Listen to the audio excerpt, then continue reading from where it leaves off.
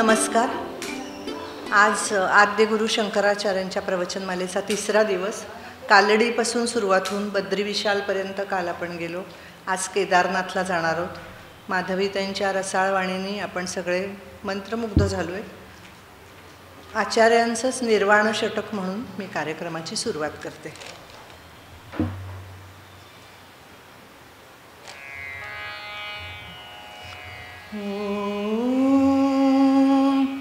मनोबुद्ध्यहंकार चित्तानि नाहं न च श्रोत्रजिह्वे न च घ्राणनेत्रे न च व्योमभूमिर्न तेजो न वायुः चिदानन्दरूप शिवोऽहं न च प्राणसंज्ञो न वै पञ्चवायुः न वा सप्तधातुर्न वा पञ्चकोशः न वाक्पाणिपादं नो चोपस्थपायुः चिदानन्दरूप शिवोऽहं न मे द्वेषरागौ न मे लोभमोहौ मदो नैव मे नैव मात्सर्यभावः न धर्मो न चार्थो न कामो न मोक्षः चिदानन्दरूप शिवोऽहं न पुण्यं न पापं न सौख्यं न दुःखं न मन्त्रो न तीर्थो न वेदा न यज्ञः अहं भोजनं नैव भोज्यं न भोक्ता चिदानन्दरूप शिवोऽहं न मे मृत्युशङ्का न मे जातिभेदः पिता नैव मे नैव माता न जन्मः न बन्धुर्न मित्रं गुरुर्नैव शिष्यः चिदानन्दरूप शिवोऽहं अहं निर्विकल्पो निराकाररूपो विभुर्व्याप्य सर्वत्र सर्वेन्द्रियाणि सदा मे समत्वं न मुक्तिर्न बन्धः चिदानन्दरूप शिवोऽहं चिदानन्दरूप शिवोऽहं चिदानन्दरूप शिवोऽहं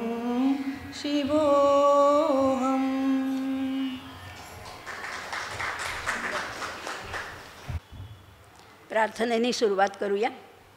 वक्रतुंड महाकाय सूर्यकोटिसमप्रभ निर्विघ्नं कुरु मे देव सर्वकार्येषु सर्वदा. अज्ञानतिमिरान्धस्य ज्ञानाञ्जनशलाकया चक्षुरुन्मीलितं येन तस्मै श्रीगुरवे नमः. केयूरान् विभूषयन्ति पुरुषं हारान् चन्द्रोज्ज्वलाः न स्नानं न विलेपनं न कुसुमं नालङ्कृता मूर्धजा.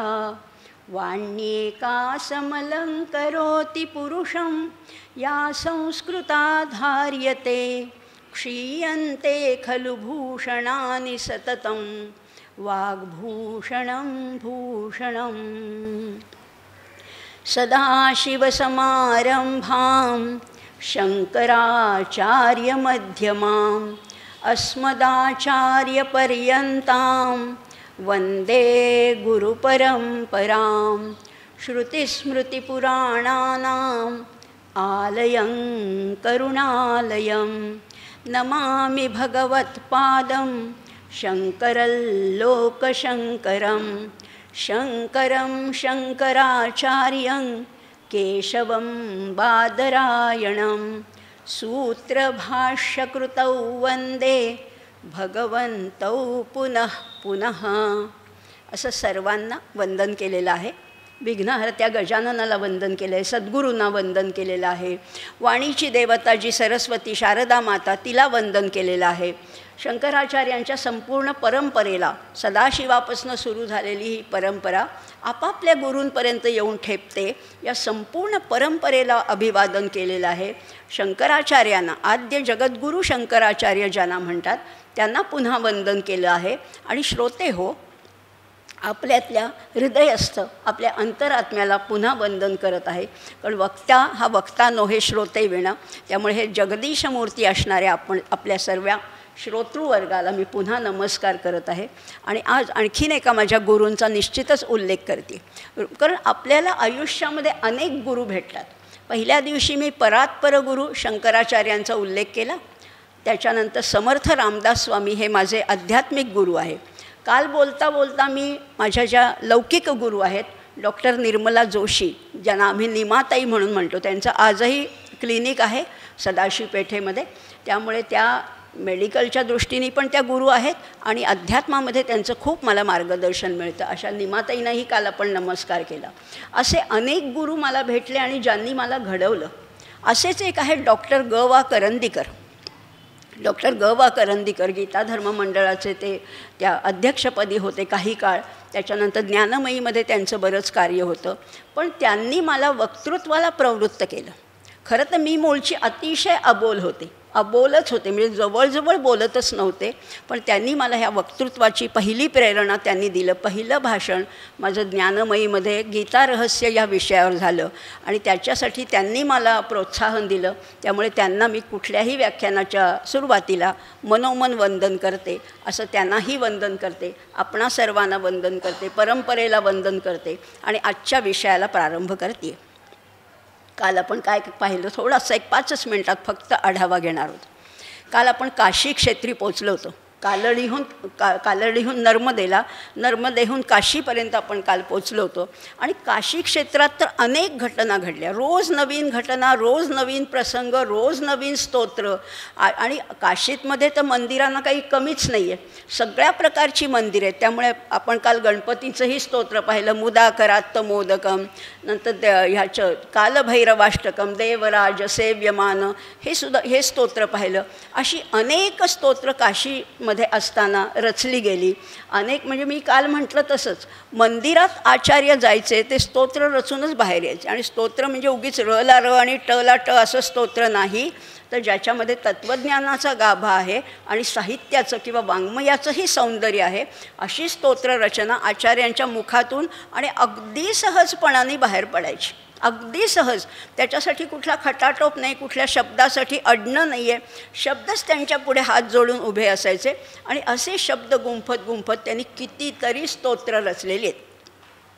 स्तोत्राबद्दल काही लोकांनी मला प्रश्न विचारले की ही स्तोत्र कुठे मिळतील एकत्रितपणे. तेही मी शेवटी सांगेन किंवा आत्ताच सांगते की अनेक स्तोत्रांची अनेक पुस्तकं आहेत बरं का. शंकराचार्यांची स्तोत्र ही सगळ्यांना प्रसिद्ध आहेत, म्हणजे माहिती आहेत, बरीचशी स्तोत्र माहिती आहेत, पण पाठ नसतील. पण आता हल्ली एक आपली सोय झाली की गुगलवर सगळं मिळतं. पण गुगलवर नको असेल तर हे स्तोत्रवाहिनी म्हणून हे जे पुस्तक आहे, हे फुलगावचा जो आश्रम आहे, स्वरूपानंद स्वामींचा फुलगावचा आश्रम, त्यांचं हे पुस्तक आहे. किंवा कोणी पांडुरंग शास्त्री म्हणजे दादा परिवारातले, स्वाध्याय परिवारातले असतील तर त्यांचं प्रार्थना प्रीती म्हणून पुस्तक आहे. किंवा अगदी जुनं म्हणजे आत्ताच मला कोणीतरी बोललं, सुबोध स्तोत्र रत्नाकर नावाचं एक फार जुनं पुस्तक आहे. त्याचे लेखक किंवा त्याचे संकलक आहेत गोस्वामी म्हणून आहेत, पांडुरंग शास्त्री गोस्वामी म्हणून त्याचे लेखक नाही म्हणता येणार, संकलक आहेत, असे आहेत. नंतर अनेक आहेत स्तोत्र. रत्नावली म्हणून आहे, स्तोत्रमंजिरी म्हणून, अशी अनेक खूप लोकांनी, किंवा जे हे आहेत ना काका देशमुख, आपल्याला ऐकून माहिती असतील कदाचित, मुरगुडचे, कोल्हापूरच्या जवळ मुरगुडचे काका देशमुख, त्यांचीसुद्धा अतिशय सुंदर आणि त्याच्यावर त्यांचं विवरण आहे, प्रत्येक स्तोत्राचा अर्थ आणि त्याच्यावर त्यांचं जे विवरण आहे, अशी पुष्कळ स्तोत्र आपल्याला मिळतील, म्हणजे स्तोत्राची पुस्तकं. आणि निमाताईंचं एक पुस्तक आहे, छोटंसं आहे, ते स्तोत्रांजली म्हणून आहे, पण हे बाजारात मिळत नाही म्हणून मी ह्याच्याबद्दल फारसं काही बोलणार नाही आहे. अशी पुस्तकं तर तुम्हाला विकत मिळतीलच. आणि स्तोत्ररचना कशी आहे तर त्याच्यामध्ये अनुप्रास आहे, अलंकार आहे, यमक आहेत, उपमा आहेत, सगळ्याच गोष्टी त्याच्यात भरलेल्या आहेत. आणि तरी तत्त्वज्ञान आहे आणि तरी काहीतरी संदेश आहे. प्रत्येक स्तोत्रामध्ये एक संदेश दिलेला आहे. संदेश तर इतका सुंदर आहे, म्हणजे आचार्य जे म्हणतात ना की हे आयुष्य असंच हातातून निसटून चाललं, आणि त्यांना आयुष्याची कल्पना होती, किंमत होती, कारण त्यांना लहानपणापासूनच माहिती होतं की आपल्याला अल्पायुष्य आहे. आपल्याला हे माहिती नाही आहे म्हणून आपण आयुष्य कसंही उधळतो, अक्षरशः उधळतो. पण हे आयुष्यातला प्रत्येक कण आणि कण, क्षण आणि क्षण खरं म्हटलं तर सार्थकी लावायला पाहिजे. हे सांगताना तर आचार्य इतकं सुंदर वर्णन करतात. आचार्य म्हणतात, आयुर्नश्यति पश्यतां प्रतिदिनं याति क्षयं यौवनं प्रत्यायान्ति गतः पुनर्न दिवसः कालो जगद्भक्षकः लक्ष्मीस्तोय तरंगभंगचपला विद्युच्चलै जीवितं तस्मान् मां शरणागतं शरणदत्वं रक्ष रक्षाधुना. आयुर्नश्यति, आयुष्य नश्य होते. कसं? आम्हाला न कळत नाही, आम्ही पाहत असताना आम्हाला रोज दिसतोय, रोज आम्ही पाहतोय की एक एक दिवस आमच्या आयुष्यातला नष्ट होतोय. रोजचा सूर्यास्त आपल्याला एक सांगतो की तुझ्या आयुष्याचा एक भाग मी घेऊन चाललो बरं का. रोज सूर्य आपल्याला सांगतो, तरी आपण जागे होत नाही. आयुर्नश्यति पश्यतां प्रतिदिनं याति क्षयं यौवनं. यौवन तर असंच अगदी निसटून गेलं. आत्ता मला वाटत होतं मी तरुण आहे, कधी ते गेलं हातातून निसटून कळलंसुद्धा नाही. याति क्षयं यौवनं बरं आता ते परत मिळेल का? नाही, कधीच मिळणार नाही. प्रत्यायान्ति गतः पुनर्न दिवसः कालो जगद्भक्षकः. काळाने खाऊन टाकलं ते माझं जे यौवन होतं, तारुण्य होतं, बाल्य होतं, किशोरावस्था होती, संपली. कालो जगद्भक्षकः. बरं, मग आम्हाला दुसरा एक अभिमान असतो, आमच्याकडे पैसा आहे, भरपूर पैसा आहे, पण तो किती वेळ टिकणार आहे? लक्ष्मीस्तोय तरंगभंग चपला. पाण्यावरचं एखादी लाट जशी विरून जावी तशी लक्ष्मीसुद्धा हातातनं निसटून जाते. लक्ष्मीस्तोय तरंगभंग चपला. आणि जीवित कसं आहे? विद्युच्चलै जीवितं तस्मान् मां शरणागतं. मी तुला शरण आलो आहे, त्वं रक्ष रक्षाधुना. आता तरी तू मला त्याच्यातनं वाचव, माझं रक्षण कर, असं शंकराला प्रार्थना केलेली आहे. प्रत्येक स्तोत्र हे काहीतरी संदेश देणारं आहे, हृदयावर ठसवणारं असं स्तोत्र आहे. आचार्यांनी तर हे ओळखून प्रत्येक दिवस सार्थकी लावलं आहे. बघा, आता आपण आज त्यांचं भारत भ्रमणही बघणार आहोत, पण हे 2दा भारत भ्रमण करून पायी सगळं पदभ्रमण आहे. हे सगळं करत असताना कितीतरी कामं त्यांनी एकीकडे केलेली आहेत. प्रस्थानत्रयीवर भाष्य आहे, मांडुक्यातल्या कारिकांवर पुन्हा भाष्य केलेलं आहे, किंवा शिष्यांना उपदेश आहे, बोध आहे. बरं, हे सगळं करत असताना ध्येयाचा विसर कुठेही पडलेला नाही आहे. ध्येय काय आहे माझं? तर अद्वैताचा प्रसार, वेदांताची ध्वजा फडकवायची. या संपूर्ण भारतवर्षामध्ये वेदांताची ध्वजा फडकवणं हेच तर त्यांचं कर्तव्य होतं किंवा ध्येय होतं. आणि त्या दृष्टीने सगळं कालक्रमणा चालू होती. हे सगळं करत असताना आपण काल पाहिलं की काशीला ते आले. काशीमध्ये कितीतरी घटना घडल्या. अगदी सुरुवातीला चांडाळ रूपामध्ये साक्षात शिवशंकरांनी त्यांना दर्शन दिलं. त्याच्यानंतर हेही आपण पाहिलं की त्या वृद्ध गृहस्थाच्या हातातून ते भांडं कसं घरंगळत गेलं आणि त्यांच्या पायाशी येऊन ठेपलं. तेव्हा ते भांडं उचललं आणि आवाजाच्या दिशेने, जरा जर्जर असा वृद्ध होता, त्या आवाजाच्या दिशेने आचार्य गेले आणि त्या वृद्ध गृहस्थाला उपदेश केला, बोध केला. आणि अतिशय सौम्य स्वरात, बरं का, त्याच्या वयाचा मान राखून त्याला उपदेश केला आहे. भज गोविंदम गोविंदम भज मूढमते प्राप्ते सन्निहिते मरणे नहीं रक्षति डुक्रुई करणे. हाही उपदेश केला. हे सगळं अनेक घटना घडत होत्या. त्या निमित्ताने त्या विष्णू सहस्रनामाचा उपदेश केला किंवा त्याच्यावर भाष्य लिहिलं. या सगळ्या घटना घडत असताना आचार्यांना वाटलं अजून माता भवानीने दर्शन दिलं नाही. तेही लगेच तो प्रसंग घडून आलेला आहे. तेही आपल्याला माहिती आहे. माता भवानीने कसं दर्शन दिलं तर त्या विधवा स्त्रीच्या रूपामध्ये, जिचा पती नुकताच मृत झालेला आहे, अशा पतीचं शव मांडीवर घेऊन ती स्त्री बसली होती. आणि तिला आचार्यांनी जरा बाजूला सरकायला सांगितलं. तेव्हा तिने जो उपदेश केला आहे की तुम्ही जे तत्त्वज्ञान सांगता ते फोल म्हणायचं का? शिव आणि शक्ती यांचं काय आहे, नातं काय आहे? आणि शक्ती निघून गेली की तो शिव, आत्ता आपलं शरीर हे शिवस्वरूप आहे. आपण जरी त्याला जीव म्हणत असलो तरी हे साक्षात शिवस्वरूप आहे. पण ती शक्ती निघून जातात, त्या शिवाचं होतं शव, शिवाचं शव होतं. आणि हेच त्या स्त्रीने आचार्यांना समजावून सांगितलं. आचार्यांना लगेच ती स्त्री कोण आहे याचा साक्षात्कार झाला. त्यांनी तिथल्या तिथे भवानी अष्टक रचलं, त्या मातेला वंदन केलं, डोळे उघडले. बघतात तर काय, समोर स्त्री नाही, शव नाही, रस्ता संपूर्ण रिकामा. हेही आपण काल पाहिलं. ही कथा नुसती पाहून सोडायची नाही आहे बरं का.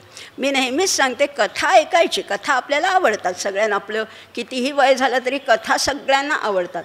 पण आता आपण लहान नाही आहोत. आता आपण कथा ऐकून त्याच्यातलं सार बघायचे.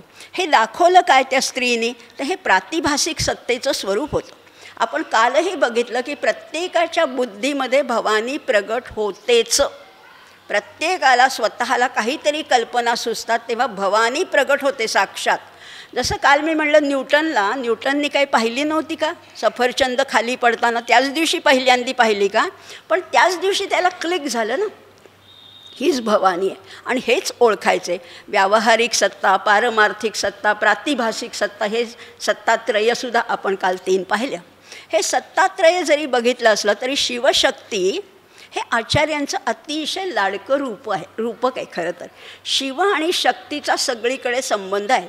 प्रश्नोपनिषदामध्ये सुद्धा जेव्हा एका शिष्याने पिप्पलाद ऋषींना प्रश्न विचारला की ही सृष्टीची निर्मिती झाली तरी कशी, तेव्हा त्यांनी सांगितलं होतं की प्राण आणि रई या दोन्हीचं सामरस्य जेव्हा होतं तेव्हा या सृष्टीची निर्मिती होते. आचार्याने त्याच्यावरही काव्य रचलेले आपल्याला सगळ्यांना कदाचित परिचित असेल. अर्धनारी नटेश्वर स्तोत्र आहे आचार्यांचं. आणि खरंच आहे, सगळं जे दिसतंय ना आपल्याला डोळ्यांनी, ही सगळी सृष्टी, हे वैभव, ह्या निसर्ग जो दिसतोय तो सगळं खरं म्हटलं तर जड आहे.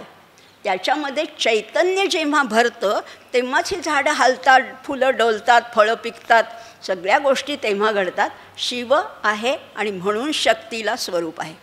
आचार्य अर्धनारी नटेश्वर स्तोत्रामध्ये म्हणतात, चांपेय गौरार्ध शरीरकायै कर्पूर गौरार्ध शरीरकाय धम्मिल्लकायै च जटाधराय नमः शिवायै च नमः शिवाय नमः शिवायै च नमः शिवाय.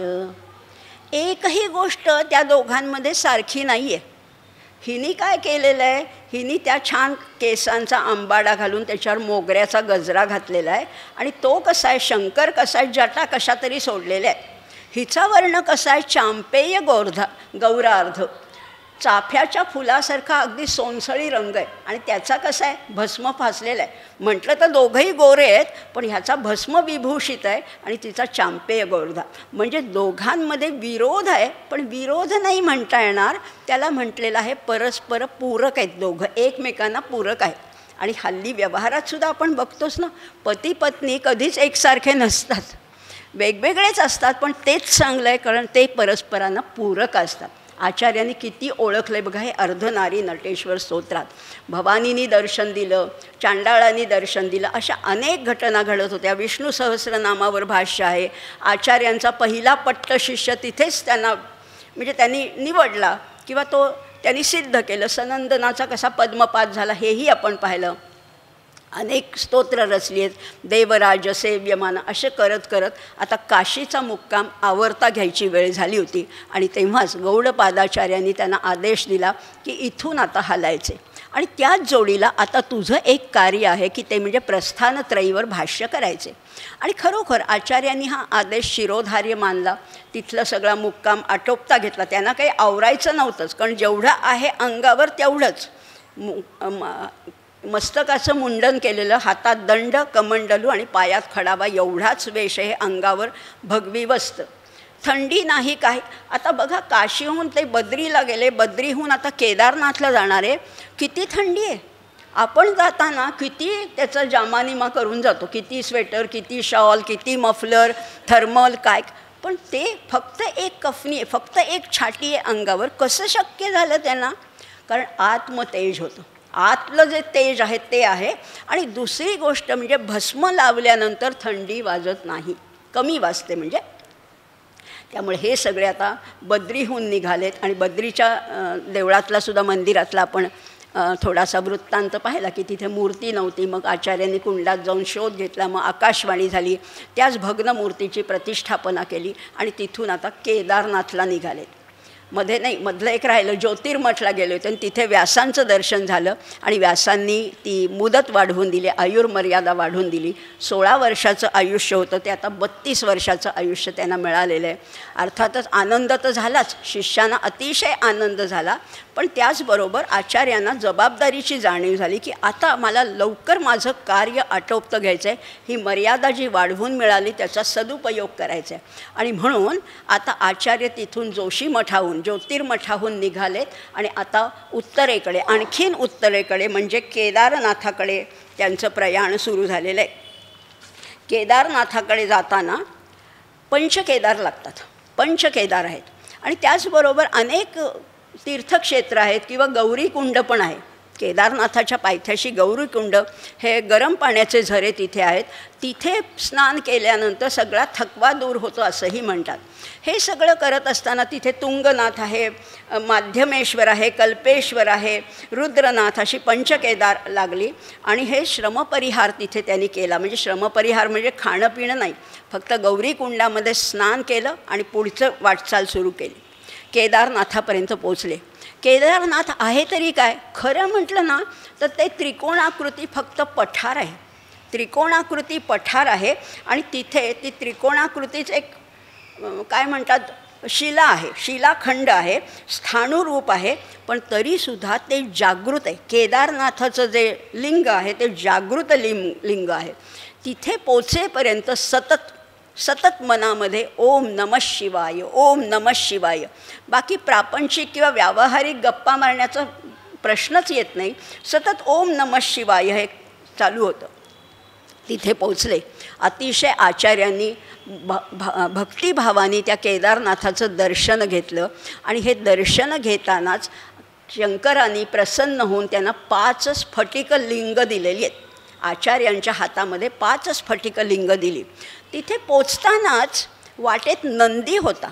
आणि आचार्यांना तिथे सौंदर्य लहरी स्फुरलेलं आहे. किंवा काही लोक म्हणतात की साक्षात शिवशंकरांनी त्यांना सौंदर्य लहरी प्रदान केली. शिवशंकरांनी रचलेल्या सौंदर्य लहरी आहेत. सौंदर्य लहरी म्हणजे तुम्हाला काहीतरी ब्युटी टिप्स वगैरे वाटत असतील तशा नाही आहेत बरं का.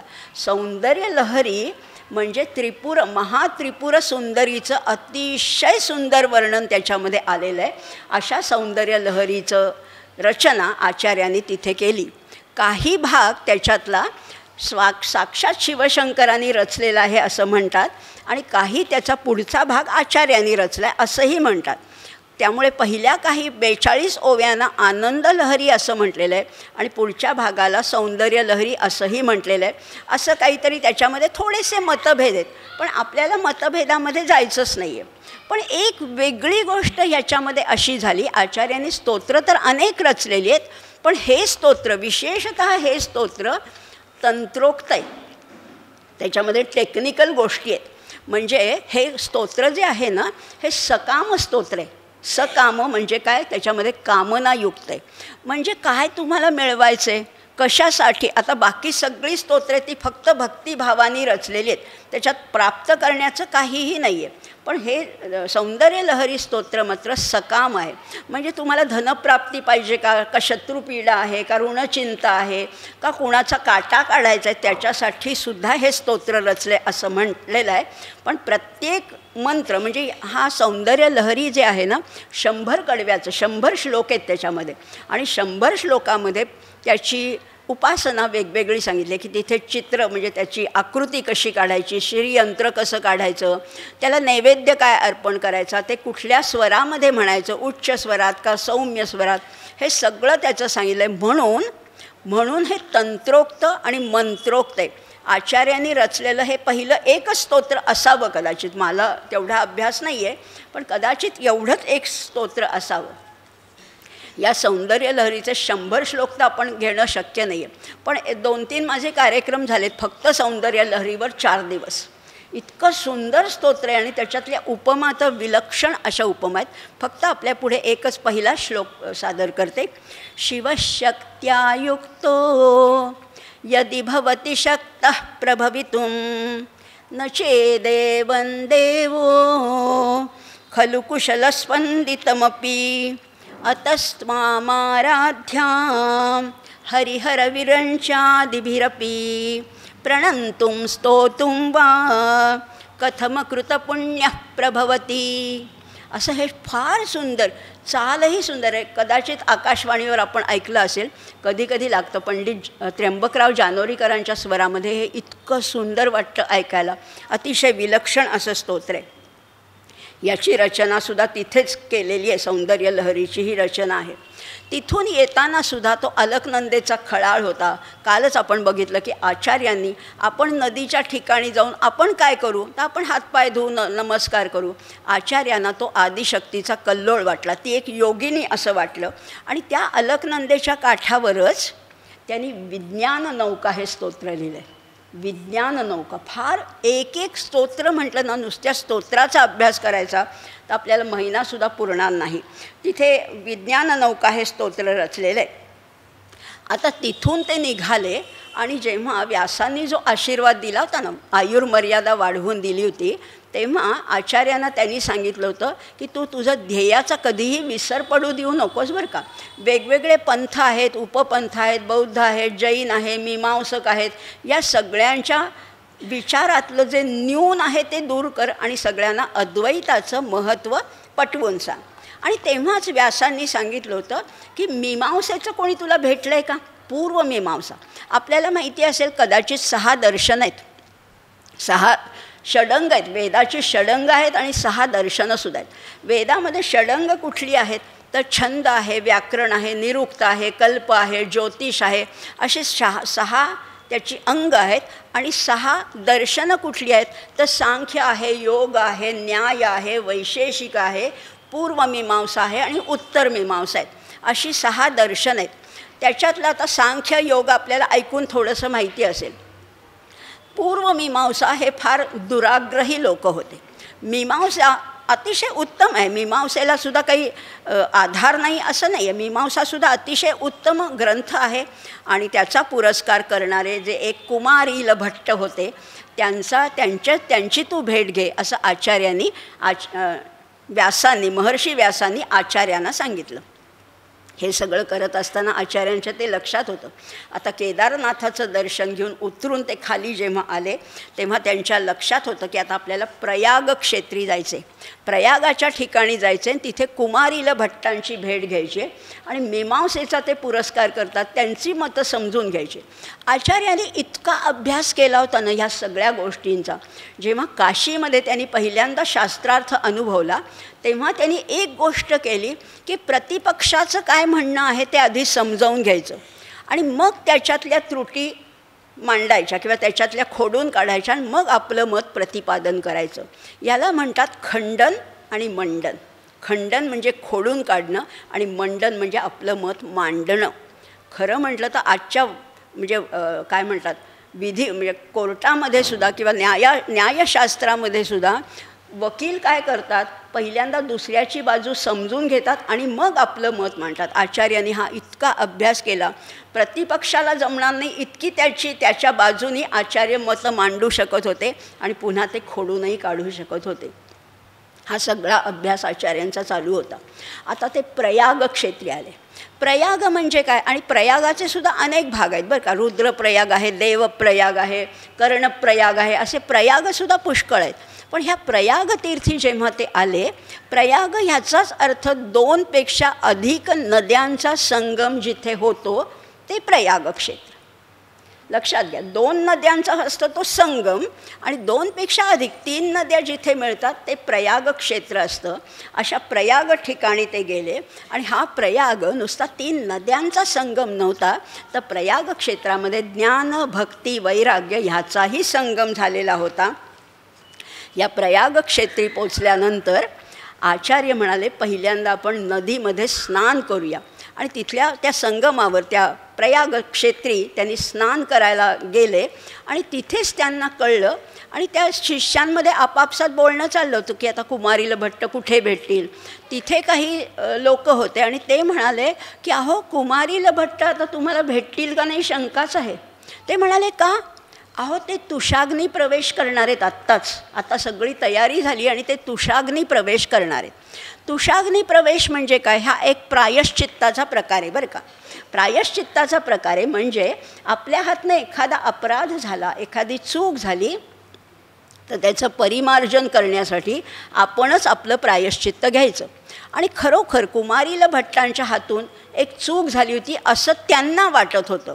काय चूक झाली होती? तर ते मीमांसेचे पुरस्कर्ते होते, आणि त्यामुळे त्यांनी बौद्ध गुरूंकडे मुद्दाम जाऊन त्यांचा शिष्य होऊन त्यांच्याकडनं काही जाणून घेतलं, आणि मग त्यांची मतं खोडून काढली, आणि वादविवादामध्ये त्या बौद्ध गुरूंचा पराभव केला. आता गुरूंचा पराभव केला खरा, मीमांसेचा पुरस्कार म्हणून गुरूंचा पराभव केला, पण ते शल्य त्यांच्या मनाला डाचायला लागलं. गुरूंचा पराभव करणं म्हणजे गुरु हत्याच केल्यासारखं आहे, हे त्यांना डाचत होतं.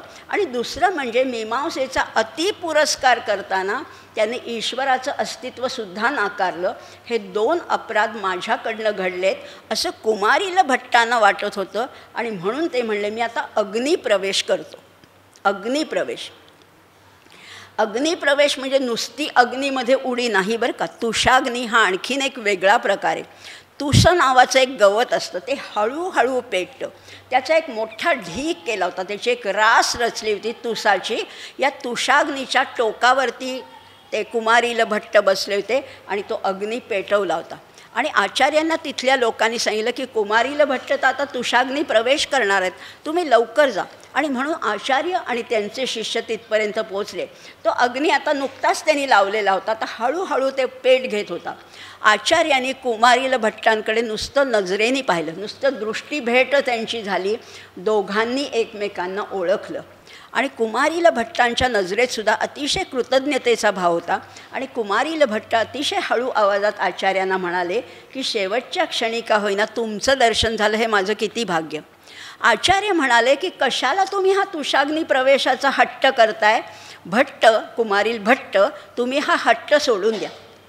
आणि खरंच हा हट्ट सोडून द्या असं आचार्यांनी त्यांना पुन्हा पुन्हा विनवलं की असं करू नका. गीता वाचलीत ना तुम्ही? मग गीतेमध्ये काय सांगितलं? य एनौ वेत्ति हंतारे यश्चैनं मन्यते हतम उभवतो न विजानितो नायम हंती न हन्यते. हा मारलाही जात नाही आणि मरतही नाही, हे तुम्हाला माहिती आहे ना. मग कुणाचं तुम्ही वध करताय? कुठला तुषाग्नी प्रवेश करताय? करू नका. अहो, मी तुमच्याकडे एक काम घेऊन आलो आहे की माझ्या आजे गुरुनी म्हणजे परात्पर गुरुनी गौडपादाचार्यांनी कारिका लिहिल्या आहेत, त्याच्यावर मी भाष्य लिहिलं आहे, आणि त्याच्यावर तुम्ही वार्तिक लिहावं अशी माझी इच्छा आहे. कुमारील भट्ट म्हणले खरंच तुमची योजना अतिशय चांगली आहे, मलाही आवडलं असतं खरं तर असं काहीतरी लिहायला, पण आता उशीर झाला, फार उशीर झाला, आता मी हे पाऊल मागे घेऊ शकत नाही. तेव्हा आचार्य आणि त्यांचा खूप सुंदर म्हणजे त्या बघा या मृत्यूच्या दारात असतानासुद्धा कुमारील भट्टांचं धैर्य कसं होतं हे आचार्याने त्यांना सांगितलं. उभवतौ न विजानितो नायम हंती न हन्यते. तेव्हा कुमारील भट्ट काय म्हणाले? तुम्ही पण गीता वाचली आहे ना? अहो, मग कोणाला मी मारतोय? देहाला तर मारतोय. नैनम छिंदंती शस्त्राणी नैनं दहती पावकः. मारणार कोणाला आहे? आत्मा तर अमर आहे, मी आहेच आहे. हा सगळा संवाद होत असताना हळूहळू तुषाग्नी तो पेट घेत होता, आणि त्यांनी शेवटी कुमारील भट्टांना भस्मसात म्हणजे गिळंकृत केलं. त्या अग्नीच्या भक्ष्यस्थानी कुमारील भट्ट पडले. सगळ्या आचार्यांना म्हणा त्यांच्या शिष्यांना अतिशय दुःख झालं. कारण हे कुमारील भट्टांचं अभय होतं, धैर्य होतं किंवा तितिक्षा, ज्याला तितिक्षा म्हणतात ना, ते अतिशय वेगळी होती. या तितिक्षा म्हणजे काय आहे? तितिक्षा हा दैवी गुण आहे बरं का. तितिक्षा सहनशक्तीच्याही पलीकडे. आपण म्हणतो की माझ्या अंगात फार सहनशक्ती आहे. सहनशक्तीसुद्धा आपण रडत खडतच करतो बरं का. तितिक्षा ही त्याच्यावरची स्टेज आहे. कशी आहे सांगू का? विवेक चूडामणीमध्ये आचार्यांचंच एक वचन आहे, सहनम सर्व दुःखानां अप्रतिकारपूर्वकम चिंता विलापरहितम सा तितिक्षा निगद्यते. काय सुंदर सांगितलं. सर्व दुःखांचं सहन, शारीरिक असो, मानसिक असो, भावनिक असो, दुःख तर पुष्कळ येतात वाट्याला. कसं? अप्रतिकारपूर्वकम, प्रतिकार न करता, चिंता विलापरहितम सा तितिक्षा निगद्यते. ओरडले का कुमारील भट्ट, दुखतंय, भासतंय, काही नाही. चेहऱ्यावर अतिशय स्मितहास्य आहे. त्या अग्नीच्या भक्ष्यस्थानी आपण होऊन गेलेले, ही तितिक्षा आहे. आणि आचार्यांना त्यांचं इतकं कौतुक वाटलं, इतकं कौतुक वाटलं. आणि त्यांचे शिष्यसुद्धा, ते म्हणले डोळ्यापुढनं हा प्रसंग हालतच नाही आहे. मग आचार्याने जेव्हा कुमारील भट्टांना विचारलं की हे काम मग माझं अर्धच राहणार का? मी तुमच्याकडे खूप मोठ्या आशेने आलो होतो की तुम्ही काहीतरी वार्तिक लिहाल ह्याच्यावर. ते म्हणले नाही नाही नाही नाही, माझे शिष्य आहेत ना, माझा शिष्य आहे, त्याच्याकडे तुम्ही जा, तो नक्की तुमचं काम करेल. ह्याच्यावर वार्तिक लिहिण्याचं जे काम आहे तो नक्की करेल. कोण शिष्य? काय त्याचं नाव आहे? त्याचं नाव आहे मंडन मिश्रा. त्याचं नाव आहे मंडन मिश्रा. मग तो राहतो कुठे? इथे जवळच आहे, महिष्मती नगरीमध्ये. प्रयागपासून महिष्मती नगरी म्हणजेच आजचं महेश्वर, तसं जवळच आहे. तिथे तुम्ही जा, तो नक्की तुमचं हे काम पूर्ण करेल. आणि त्याची पत्नी जी आहे ती तर फारच हुशार आहे, ती त्याचा न्याय निवाड, त्याच्याशी तुम्ही शास्त्रार्थ करा. जर का तो पराभूत झाला तर तो तुमचा नक्की शिष्य होईल. तुम्ही सांगाल ते काम करेल. आणि त्याची पत्नीसुद्धा त्याच्या इतकीच विद्वान आहे, तिला तुम्ही न्यायाधीश करा. तुमच्या शास्त्रार्थामध्ये कोणीतरी न्यायाधीश पाहिजे ना, ती तुमचे न्यायाधीश होईल. असं म्हणून आचार्यांना त्यांनी सांगितलं आणि ते तुषाग्नीच्यामध्ये भस्मसात झाले. हे सगळं करत असताना आता बघा, दैवी सद्गुणांचा मिलाफ म्हणजे कुमारील भट्ट आहे. अभयम सत्व संशुद्धी ज्ञान योग व्यवस्थिती, सगळे दैवी गुण त्यांच्यामध्ये आहेत. आता आचार्यांनी तो निरोप घेतला. दुःख झालंच, अर्थातच दुःख झालं. कितीही निरासक्त होते तरी आपल्या डोळ्यादेखत एखादी व्यक्ती, एखादी विद्वान व्यक्ती अशी मृत्युमुखी जाते ह्याचं नक्कीच त्यांना दुःख झालं. पण तरीसुद्धा ते दुःख पुसून ते निघालेत. आता महिष्मती नगरीच्या दिशेने निघालेत. 1 महिना पदभ्रमण करत म्हणजे पायी चालत चालत ते महिष्मती नगरीपर्यंत पोचले. महिष्मती नगरीमध्ये पोचल्यावर सुद्धा त्यांचा शिरस्ताच असा होता की नदीमध्ये स्नान करायचं आणि पुढचं सगळं वाटचाल करायची. आणि खरोखर तिथे नदीमध्ये स्नान करत असताना त्यांच्या शिष्यांनी, काही तिथे स्त्रिया पाणी भरत होत्या, काही कपडे धुत होत्या, त्यांना विचारलं की इथे त्या मंडन मिश्रांचं घर कुठे हो?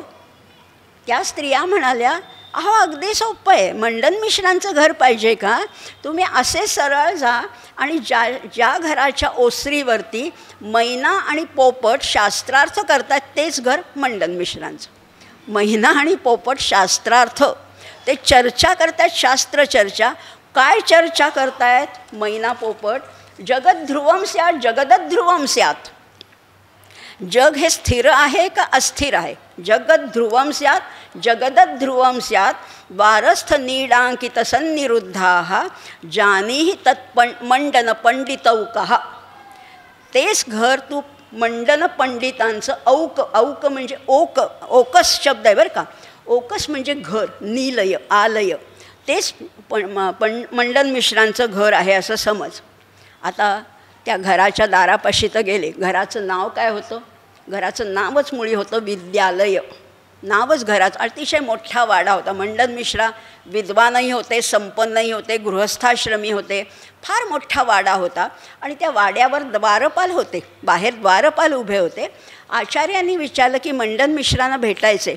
द्वारपाल म्हणले आज नाही भेट होणार, आज त्यांची भेट होणार नाही. का बरं? आज काय आहे? आज त्यांच्याकडे श्राद्ध आहे आणि श्राद्धदिनी ते कोणालाही भेटणार नाहीत. आणि म्हणून द्वारपालांनी अडवलं.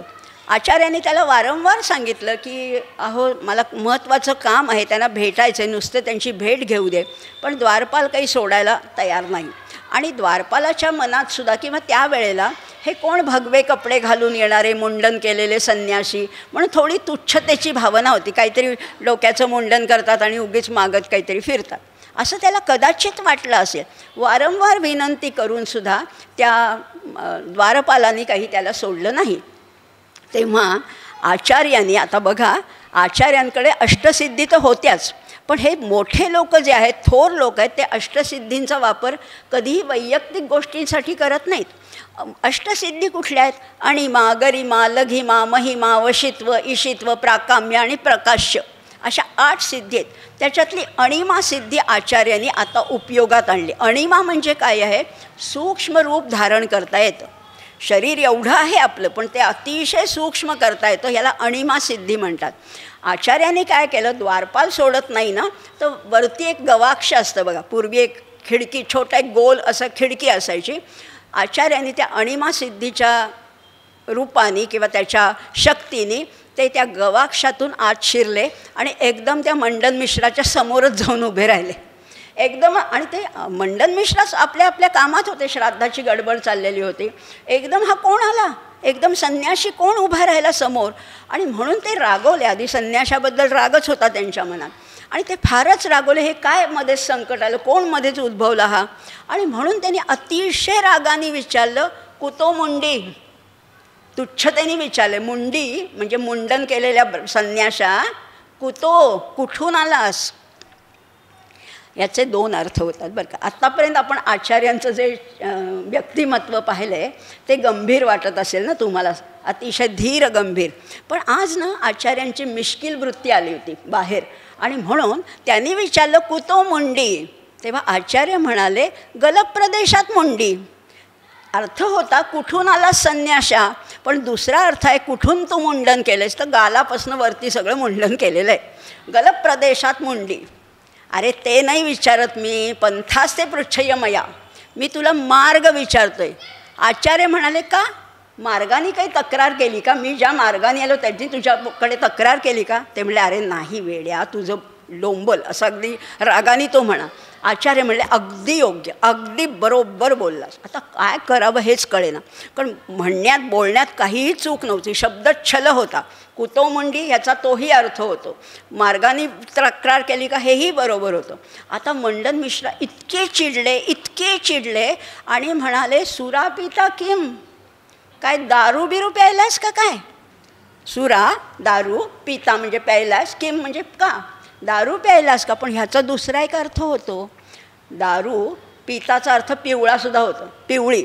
सुरा पिता किम म्हणजे दारू पिवळी असते का. आचार्य म्हणाले न श्वेता, पिवळी नसते, पांढरी असते. अरे भवान जानामि वर्णम अपि, अरे तुला वर्णबिर्ण माहिती आहे म्हणजे दारूचा, असं त्या मंडन मिश्रांनी रागावून विचारलं. तेव्हा आचार्य त्याच्यावरही उद्गारले अहम जानामि वर्णम भवान रसः, मी तर फक्त रंगच जाणतो, तुम्हाला तर चवही माहिती असेल कदाचित. काय कमाल आहे ना. म्हणजे आचार्यांचा हाही एक पैलू होता की विनोदबुद्धी होती, शब्दच्छल होत्या. बरं कुठे शब्दात अडकत नव्हते, ते सगळे शब्द बरोबर. सुरा पिता किम त्याचा तोही अर्थ आहे, हाही अर्थ आहे. त्यामुळे हे सगळं चालू असताना आता मंडन मिश्रा आता अगदीच रागवले. आता म्हणाले की नाही आता तुला हाताला धरून बाहेरच काढतो. खरं तर ते बाहेरच काढायला लागले. पण तेवढ्यात ते जे ब्राह्मण त्यांच्याकडे जैमिनी आणि बादरायण हे जे जेवायला आले होते, कृष्णद्वैपायन हे ब्राह्मण जे जेवायला आलेले होते, ते म्हणाले अहो नका, श्राद्ध आहे ना तुमच्याकडे, त्या संन्याशी हा विष्णुरूप आहे, त्याला बाहेर असं हाताला धरून काढू नका, जेवायची वेळ झाली, त्याला अन्नभिक्षा द्या. ठीक आहे म्हणले, आता एकदा ह्याला जेवण दिलं की तरी हा जाईल. म्हणून त्या मंडन मिश्रांनी त्याला म्हणले की बरं चला आता अन्नभिक्षा घ्या आणि मग तुम्ही यांच्याबरोबर जेवायला बसा. ते म्हणाले नाही नाही नाही नाही. आचार्य म्हणाले मला अन्नभिक्षा नको आहे, मला द्यायची असेल तर वादभिक्षा द्या, वादभिक्षा द्या. आणि म्हणून अन्नभिक्षा नको, वादभिक्षा द्या. तेव्हा आचार्य म्हणाले आणि वादसुद्धा मी माझ्या मनाने आलो नाही आहे तुमच्याकडे, मला कुमारीला भट्टाने सांगितलं म्हणून मी आलो आहे. तेव्हा मंडन मिश्रांचा पारा एकदम खाली आला, कारण त्यांचे गुरु होते ना कुमारील भट्ट. ते म्हणाले गुरुजींनी सांगितलं आहे का, मग या बसा बसा. आणि मग ते म्हणाले वादभिक्षा मला पाहिजे. तर मंडन मिश्रा म्हणाले बरोबर आहे, वादभिक्षेला माझी तयारी आहे, पण आज नको, आज माझ्याकडे जरा गडबड आहे आणि उद्या आपण करूया. तेव्हा आचार्यांनी हेही सांगितलं की आपल्या दोघांमध्ये शास्त्रार्थ होईल. तुम्ही मीमांसेचे पुरस्कर्ते आहात, मी वेदांताचा पुरस्कर्ता आहे. आपल्या दोघांमध्ये वादचर्चा नक्कीच होईल, पण त्याची न्यायाधीश कोण असणार आहे, तर त्याची न्यायाधीश तुमचीच पत्नी, जिचं नाव आहे उभय भारती किंवा सरस्वती, अशी 2 नावं तिची होती. तेव्हा मंडन मिश्रा म्हणाले अगदी बरोबर आहे, माझी पत्नी खरोखरच अतिशय विद्वान आहे आणि ती योग्य तोच निवाडा करेल. आणि हा सगळं ठरलं, वादचर्चा आता उद्यापासून करायची हे ठरलं. आणि मग हे सगळी ही बातमी, ही वार्ता कर्णोपकर्णी फार पंचक्रोशीमध्ये सगळीकडे पसरली. आणि दुसऱ्या दिवशीचा शास्त्रार्थ ऐकण्यासाठी दुरून दुरून विद्वान यायला लागले. आणि खरोखर दुसऱ्या दिवशी शास्त्रार्थ सुरू झाला. कसा सुरू झाला तर अगदी व्यवस्थित साग्र संगीत. शास्त्रार्थ करताना सुद्धा 3 आसनं तयार केली गेली. आता मंडन मिश्रा होते गृहस्थ, म्हणून त्यांच्यासाठी मखमली आसन तयार करण्यात आलं. गृहस्थ आहे ना, वैभवशाली आहेत, त्यामुळे मखमली आसन त्यांच्यासाठी निर्माण केलं. उभय भारतीसाठी रेशमी वस्त्राचं आसन केलं, पण ती अशी 4 चौघात बसणारी नव्हती. तिच्या पुढे झिरझिरीत असा पडदा लावला होता. पडद्याच्या मागे बसून ती शास्त्रार्थाचा न्यायनिवाडा करणार होती. आणि आचार्यांसाठी मृगाजीनं घातलं गेलं. अशी 3 आसनं तयार केली, सगळे नियम ठरले. उभय भारती म्हणाली की मी जरी न्यायनिवाडा करणार असले तरी ह्या शास्त्रार्थासाठी मी एक जरा वेगळा उपाय योजणार आहे. तो उपाय असा आहे की मी दोघांना फुलाच्या माळा घालायला देईन आणि ज्याची माळ आधी सुकेल तो हरला, तो पराभूत झाला. दोघंही म्हणाले ठीक आहे, चालणार आहे. तेव्हा मंडन मिश्रा म्हणाले पण पुढचा आपण निर्णय आधीच ठरवून घेऊया. जर का तुम्ही या वादात हरलात, मी गृहस्थाश्रमी आहे, तुम्ही संन्यासी आहात, तुम्ही या वादात हरलात तर तुम्ही गृहस्थाश्रम स्वीकारायचा. आचार्य म्हणाले ठीक आहे, मग तुम्ही असं म्हणताय तर तुम्ही हरलात तर तुम्ही संन्यासाश्रम स्वीकारायचा. दोघंही नियम ठरले, न्यायाधीश ठरले, काय माळा घातल्या दोघांनी गळ्यात आणि आचार्यांचा म्हणजे दोघांचा शास्त्रार्थ सुरू झाला. पहिलाच प्रश्न मंडन मिश्रांनी विचारला, तत्वमसी या वाक्याचं, या महावाक्याचं सार काय आहे, किंवा त्याचं विश्लेषण काय आहे, त्याचं विवरण काय आहे, किंवा सत्यम अनंतम, सत्यम ज्ञानम अनंतम ब्रह्म, याचंही थोडं विश्लेषण करून मला सांगा. आचार्यांच्या काय तर जिभेवर सगळी सरस्वतीच होती, त्यामुळे आचार्यांनी लगेच या सगळ्या दोन्ही वाक्यांचं विवरण थोडक्यात पण अतिशय यथायोग्य सांगितलं. मग आचार्यांनी प्रश्न विचारला, तत्वमसी म्हणजे काय आहे, जीव ब्रह्म ऐक्य म्हणजे काय आहे. हे सगळे दोघांचे प्रश्न, त्याला बरोबर उत्तरं. कोणीही थकत नव्हतं, कुणीही हार जात नव्हतं, कारण मंडन मिश्रांचा सुद्धा पंचक्रोशीमध्ये अतिशय प्रभाव होता, त्यांची कीर्ती होती. मंडन मिश्रांना सगळे विद्वान मानत होते, त्या मानाने हा कोण संन्यासी, अशी त्यांची भावना कदाचित होती. हे सगळं शास्त्रार्थ चालू होता, कोणीच हार जात नव्हतं. पण आचार्यांचं जे बोलणं होतं, आचार्यांची जी उत्तरं होती ती सहज होती, ती नैसर्गिक होती. आणि मंडन मिश्रांना मात्र किंचित विचार करायला लागत होता, किंचित विचार करायला लागत होता.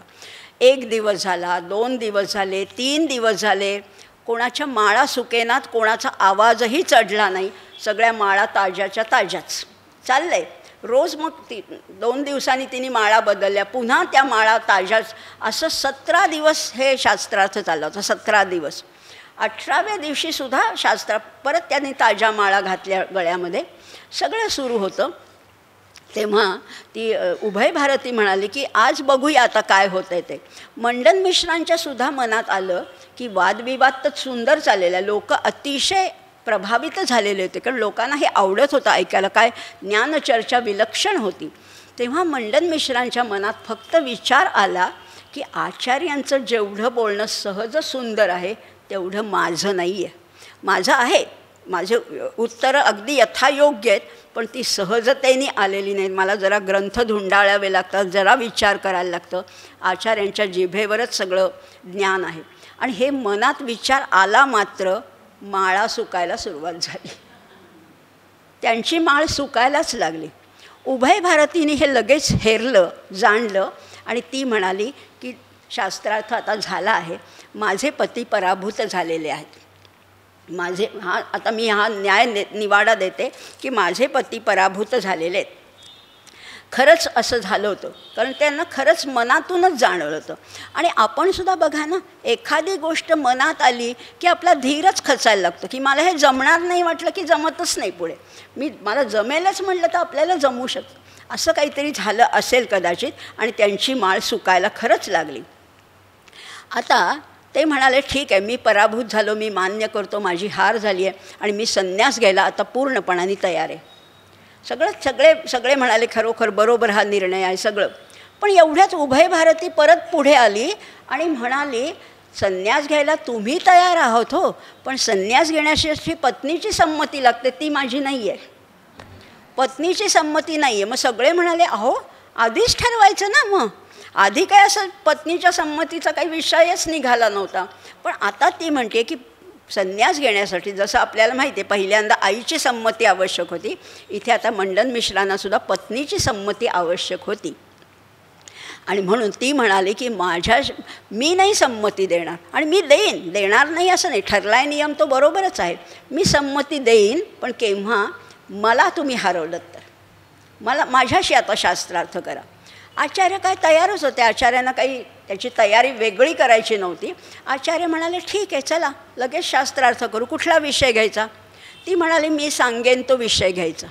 कुठला विषय घ्यायचा. ती म्हणाली कामशास्त्र हा विषय घ्यायचा, त्याच्यावर माझ्याशी चर्चा करा.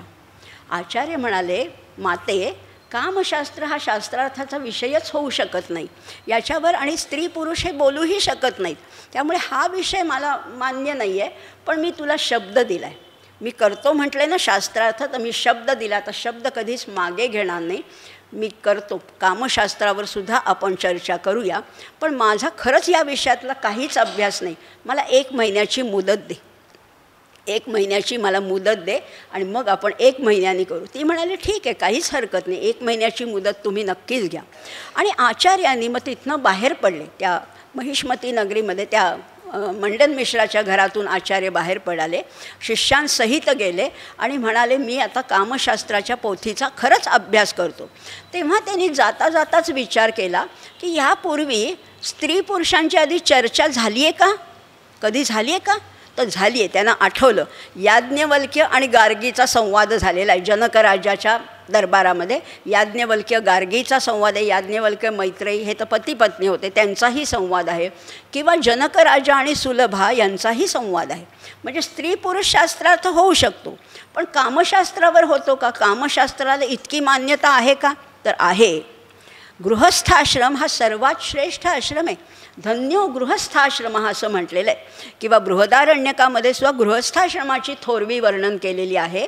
त्यामुळे कामशास्त्र हा स्त्री पुरुषामधला जरी एकमेकांचा परस्परातला जरी संवाद असला तरी त्यालाही संमती आहे. अध्यात्मामध्ये सुद्धा संमती आहे आणि मी अभ्यास करीन.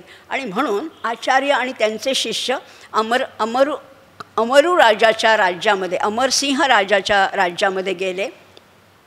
आचार्य म्हणाले की माझी ही छाती सांभाळून ठेवा, मी दुसऱ्या देहामध्ये जाऊन अभ्यास करीन. असं काही झालेलं नाही आहे बरं का, अशीही काही मतप्रवाह आहेत. पण आचार्यांनी एका गुहेत राहून या सगळ्या उपनिषदांचा किंवा त्याच्यातल्या कामभावनांचा अभ्यास केला. आणि सगळं झाल्यानंतर आचार्यांना शिष्यांनी सांगितलं 1 महिन्याची मुदत संपत आली आणि पुन्हा ती छाटी दिली. पुन्हा ते त्यांच्या देहभावामध्ये आले आणि ते म्हणाले चला महिष्मती नगरीमध्ये जाऊ. आणि परत बरोबर 1 महिन्यानी ते महिष्मती नगरीमध्ये आले. मंडन मिश्रांनी स्वागत केलं, उभय भारतींनी आसन दिलं. हा सगळं चाललेलं असताना आचार्यांनी विचार केला जरी मला हे सगळं कळलं असलं, मला ही मतं ती खोडून काढता येत असली तरी स्त्री पुरुषांनी संवाद करणं मला योग्य वाटत नाही आहे. तर मी जी माझी मतं आहे, जे माझं विवरण आहे ते लिहून काढतो आणि ज्या राज्यामध्ये त्यांना हे स्फुरलं त्या राजाचं नाव त्या ग्रंथाला देतो. आणि म्हणून त्यांनी त्या ग्रंथाला नाव दिले अमृशतक. 100 श्लोकामध्ये हे सगळं कामशास्त्राचं विवरण त्यांनी केलं. अमृशतक नावाचा ग्रंथ. आता आले महिष्मती नगरीमध्ये, उभय भारतींनी स्वागत केलं. तो ग्रंथ त्यांनी फक्त मातेला अर्पण केला, त्या उभय भारतीला अर्पण केला आणि तिला म्हणाले की आता तू योग्य तो निवाडा कर. तिने नुसता तो ग्रंथ पाहिला आणि म्हणाली माझ्या सगळ्या प्रश्नांची उत्तरं मला मिळालेली आहेत. हळूहळू ते कोडं उलगडायला लागलेलं आहे. आमच्या निमाताईंनी त्याचा भाषांतर करताना इतकं सुंदर म्हटलेलं आहे. हळूहळू उकले कोडे, उमा भारतीने का घातले साकडे, प्रश्न नव्हते तिचे वाकडे, उत्तरी वेदांताचे मर्म.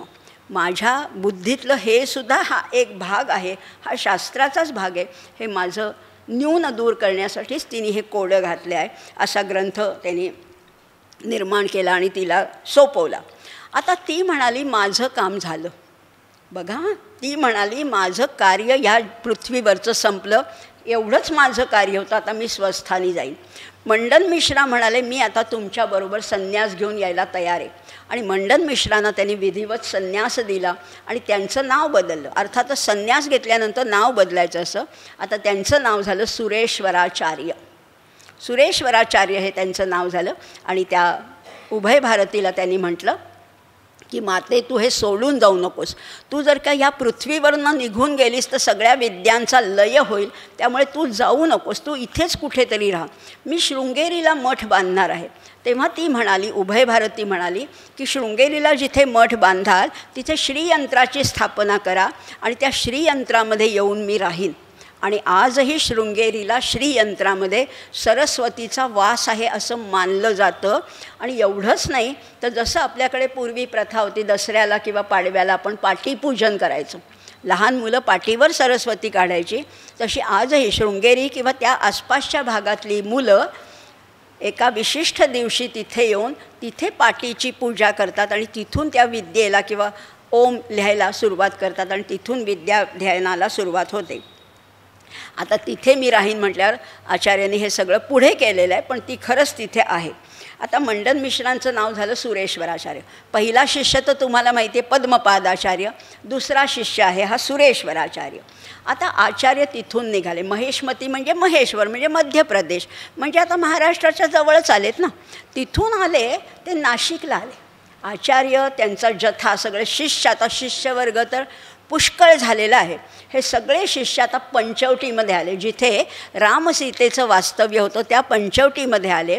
तिथे काळा रामाचं मंदिर होतं पूर्वीसुद्धा आचार्यांच्या काळात, त्याचा त्यांनी जीर्णोद्धार केला आणि तिथे काही काळ वास केला. रामावर सुद्धा त्यांनी एक स्तोत्र रचलेलं आहे. तिथून ते आणखीन खाली आले. महाराष्ट्रात आहेत बरं का आता आचार्य. तिथून आणखीन खाली कुठे आले? पंढरपूरला. पंढरपूरला आले आणि पंढरपूरमध्ये आले, त्या चंद्रभागेमध्ये स्नान केलं, पांडुरंगाचं दर्शन घेतलं. त्यांना साक्षात वाटलं हेच परब्रह्म आहे. महायोगपीठे तटे भीमरथ्यां वरं पुंडरीकाय दातुं मुनींद्रैः समागत्य तिष्ठन्तमानन्दकन्दं परब्रह्मलिंगं भजे पांडुरंग. लगेच काही धुंडाळावं लागत नाही आचार्यांना, लगेच तयारच सगळं. त्यामुळे तिथे आणि हे करत असताना अनेक लोक भेटत आहेत बरं का. अनेक लोक भेटत आहेत, अनेक विद्वानसुद्धा भेटत आहेत, सामान्य लोक भेटत आहेत. कोणी त्यांना प्रश्न विचारत आहेत, कोणी कुणाला उपदेश करत आहेत, हे सगळं. आणि प्रत्येक विद्वान जेव्हा वेगवेगळ्या पंथाचे कोणी वरिष्ठ किंवा श्रेष्ठ लोक भेटायचे, त्यांच्याशी शास्त्रार्थ आचार्य करायचे आणि त्यांना अद्वैत मताचं महत्त्व समजावून सांगून त्यांना आपल्या पंथात घेत. असा आता संग्रह वाढतच चालला आहे. लोकसंग्रह इतका वाढतो आहे, इतका वाढतो आहे. आणि सामान्यांना मात्र ते सांगायचे की फक्त स्वधर्म पालन करा. सामान्यांना एवढं शास्त्रार्थ सांगण्याची गरज नाही, स्वधर्म पालन करा. नाहीतरी गीता काय सांगतात, स्वकर्म हाच स्वधर्म आहे, आपला स्वधर्म पाळा, एवढंच त्यांनी सांगितलं. आता हा आचार्यांच्या आता ज्या वेदांत मताला आता बळकटी येत चालली आहे, पुष्टी मिळत चालली आहे. आता जवळजवळ पुष्कळ 80% भारतामध्ये जवळजवळ आचार्यांच्या अद्वैताचा सगळीकडे प्रसार झालेला आहे. आता आणखीन खाली आता कुठे येत आहेत? आंध्रामध्ये श्रीशैल्य किंवा जे ज्योतिर्लिंग आहे तिथे ते आले. या श्रीशैल्यमध्ये मात्र काय झालं, तिथे कापालिकांचं मोठं प्रस्थ होतं. कापालिक म्हणजे जे काय म्हणतात ब्लॅक मॅजिक वगैरे करणारे जे असतात ना, कृष्ण यातू त्याला म्हटलेलं आहे. अशा कापालिकांचं प्रस्थ होतं. आणि कापालिकांचा जो कोणी त्यांचा नेता होता तो म्हणाला की मला ते शास्त्रार्थ वगैरे काही करता येणार नाही यांच्याशी, आणि मग यांनी आपल्याशी शास्त्रार्थ केला तर आपलं हे सगळं दुराचरण हे सगळं गुंडाळावं लागेल आणि त्यांच्यामध्ये सामील व्हावं लागेल. ते नको आहे आम्हाला. आम्ही असेच म्हणजे ह्या गैरमार्गाने जाणारे ते सगळे लोक होते. ते म्हणाले आम्हाला आचार्य इथे यायलाच नको आहेत, यायलाच नको आहेत. मग त्यांनी एक योजना आखली कापालिकांनी. त्यांचाच एक म्हणजे जो क्रकच नावाचा नेता होता, पुढारी होता, त्यांचा जो ज्येष्ठ होता, त्या क्रकचाने सांगितलं त्याच्या एक सेवकाला, त्याच्या शिष्याला, त्याचं नाव होतं उग्रभैरव. त्याला सांगितलं तू काय कर, आचार्य येतील जेव्हा इथे श्रीशैल्यला येणार आहेत हे निश्चित झालेलं आहे, मग आता त्यांच्याकडे तू त्यांचा सेवक म्हणून जा आणि सेवेचं नाटक कर आणि एक दिवशी संधी बघून त्या आचार्यांना मारूनच टाक, त्यांना खतमच करून टाक. म्हणजे कुठला शास्त्रार्थन मग कुठे आपलं सगळं जे चुकीचं चाललं आहे, दुराचरण चाललं आहे, ते सगळं सुरळीत सुरू होईल. आणि खरोखर आचार्य जेव्हा श्रीशैल्यमध्ये आले तेव्हा या लोकांनीसुद्धा त्यांचं स्वागत केलं. हा उग्रभैरवानी सेवेचं खूप खोटं नाटक केलं, खूप त्यांच्या पुढे पुढे करून जणू काही आपण त्यांचा शिष्य आहोत असं सगळं त्याचं नाटक केलं. हे सगळं करत असताना एकदा कुणीही बाकीचे शिष्य नाहीत असं बघून त्या उग्रभैरवानी काय केलं, खोटा नम्रभाव तर धारण केलेलाच होता. एकदा कुणीच शिष्य नव्हते असे आचार्यांच्या बाजूला, तेव्हा तो उग्रभैरव अचानकच रडायला लागला, खूप मोठ्याने रुदन करायला लागला आणि म्हणाला की अहो मी फार मोठी तपश्चर्या केली आहे, रुद्रहोमाची तयारीसुद्धा केली आहे, पण असं म्हणतात की त्या रुद्रहोमामध्ये एखाद्या राजाची किंवा एखाद्या महान तपस्व्याची आहुती दिली तर तो रुद्रहोम पूर्ण होईल. आता राजा तर काही मला मिळत नाही, महान तपस्वी तुम्हीच आहात, तर माझं ते रुद्रहोमाचं तप कसं पूर्ण होणार. आचार्य म्हणले अरे एवढंच ना, तुला काय म्हणायचे, माझी आहुती दिल्याने तुझं तपश्चर्या पूर्ण होणार आहे ना, अरे दे ना मग माझी आहुती, माझं काहीच म्हणणं नाही आहे, दे माझी आहुती. तर उग्रभैरवाला अतिशय आनंद झाला. आचार्यच पुढे म्हणाले पण एक अडचण आहे की माझे शिष्य तुला असं करू देणार नाही, सारखे माझ्याबरोबर असतात. आपण काय करू, जेव्हा कोणी शिष्य नसतील किंवा सगळे झोपतील ना तेव्हाच मी तुझ्याबरोबर येतो.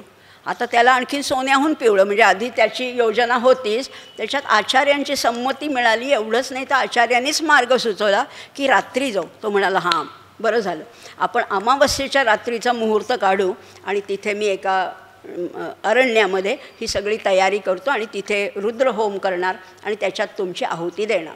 आचार्य म्हणले ठीक आहे, माझ्या एवढ्या आहुतीने तुला समाधान लाभतं ना, चल जाऊया मग. आणि खरंच ठरल्याप्रमाणे अमावस्येला सगळे शिष्य झोपले.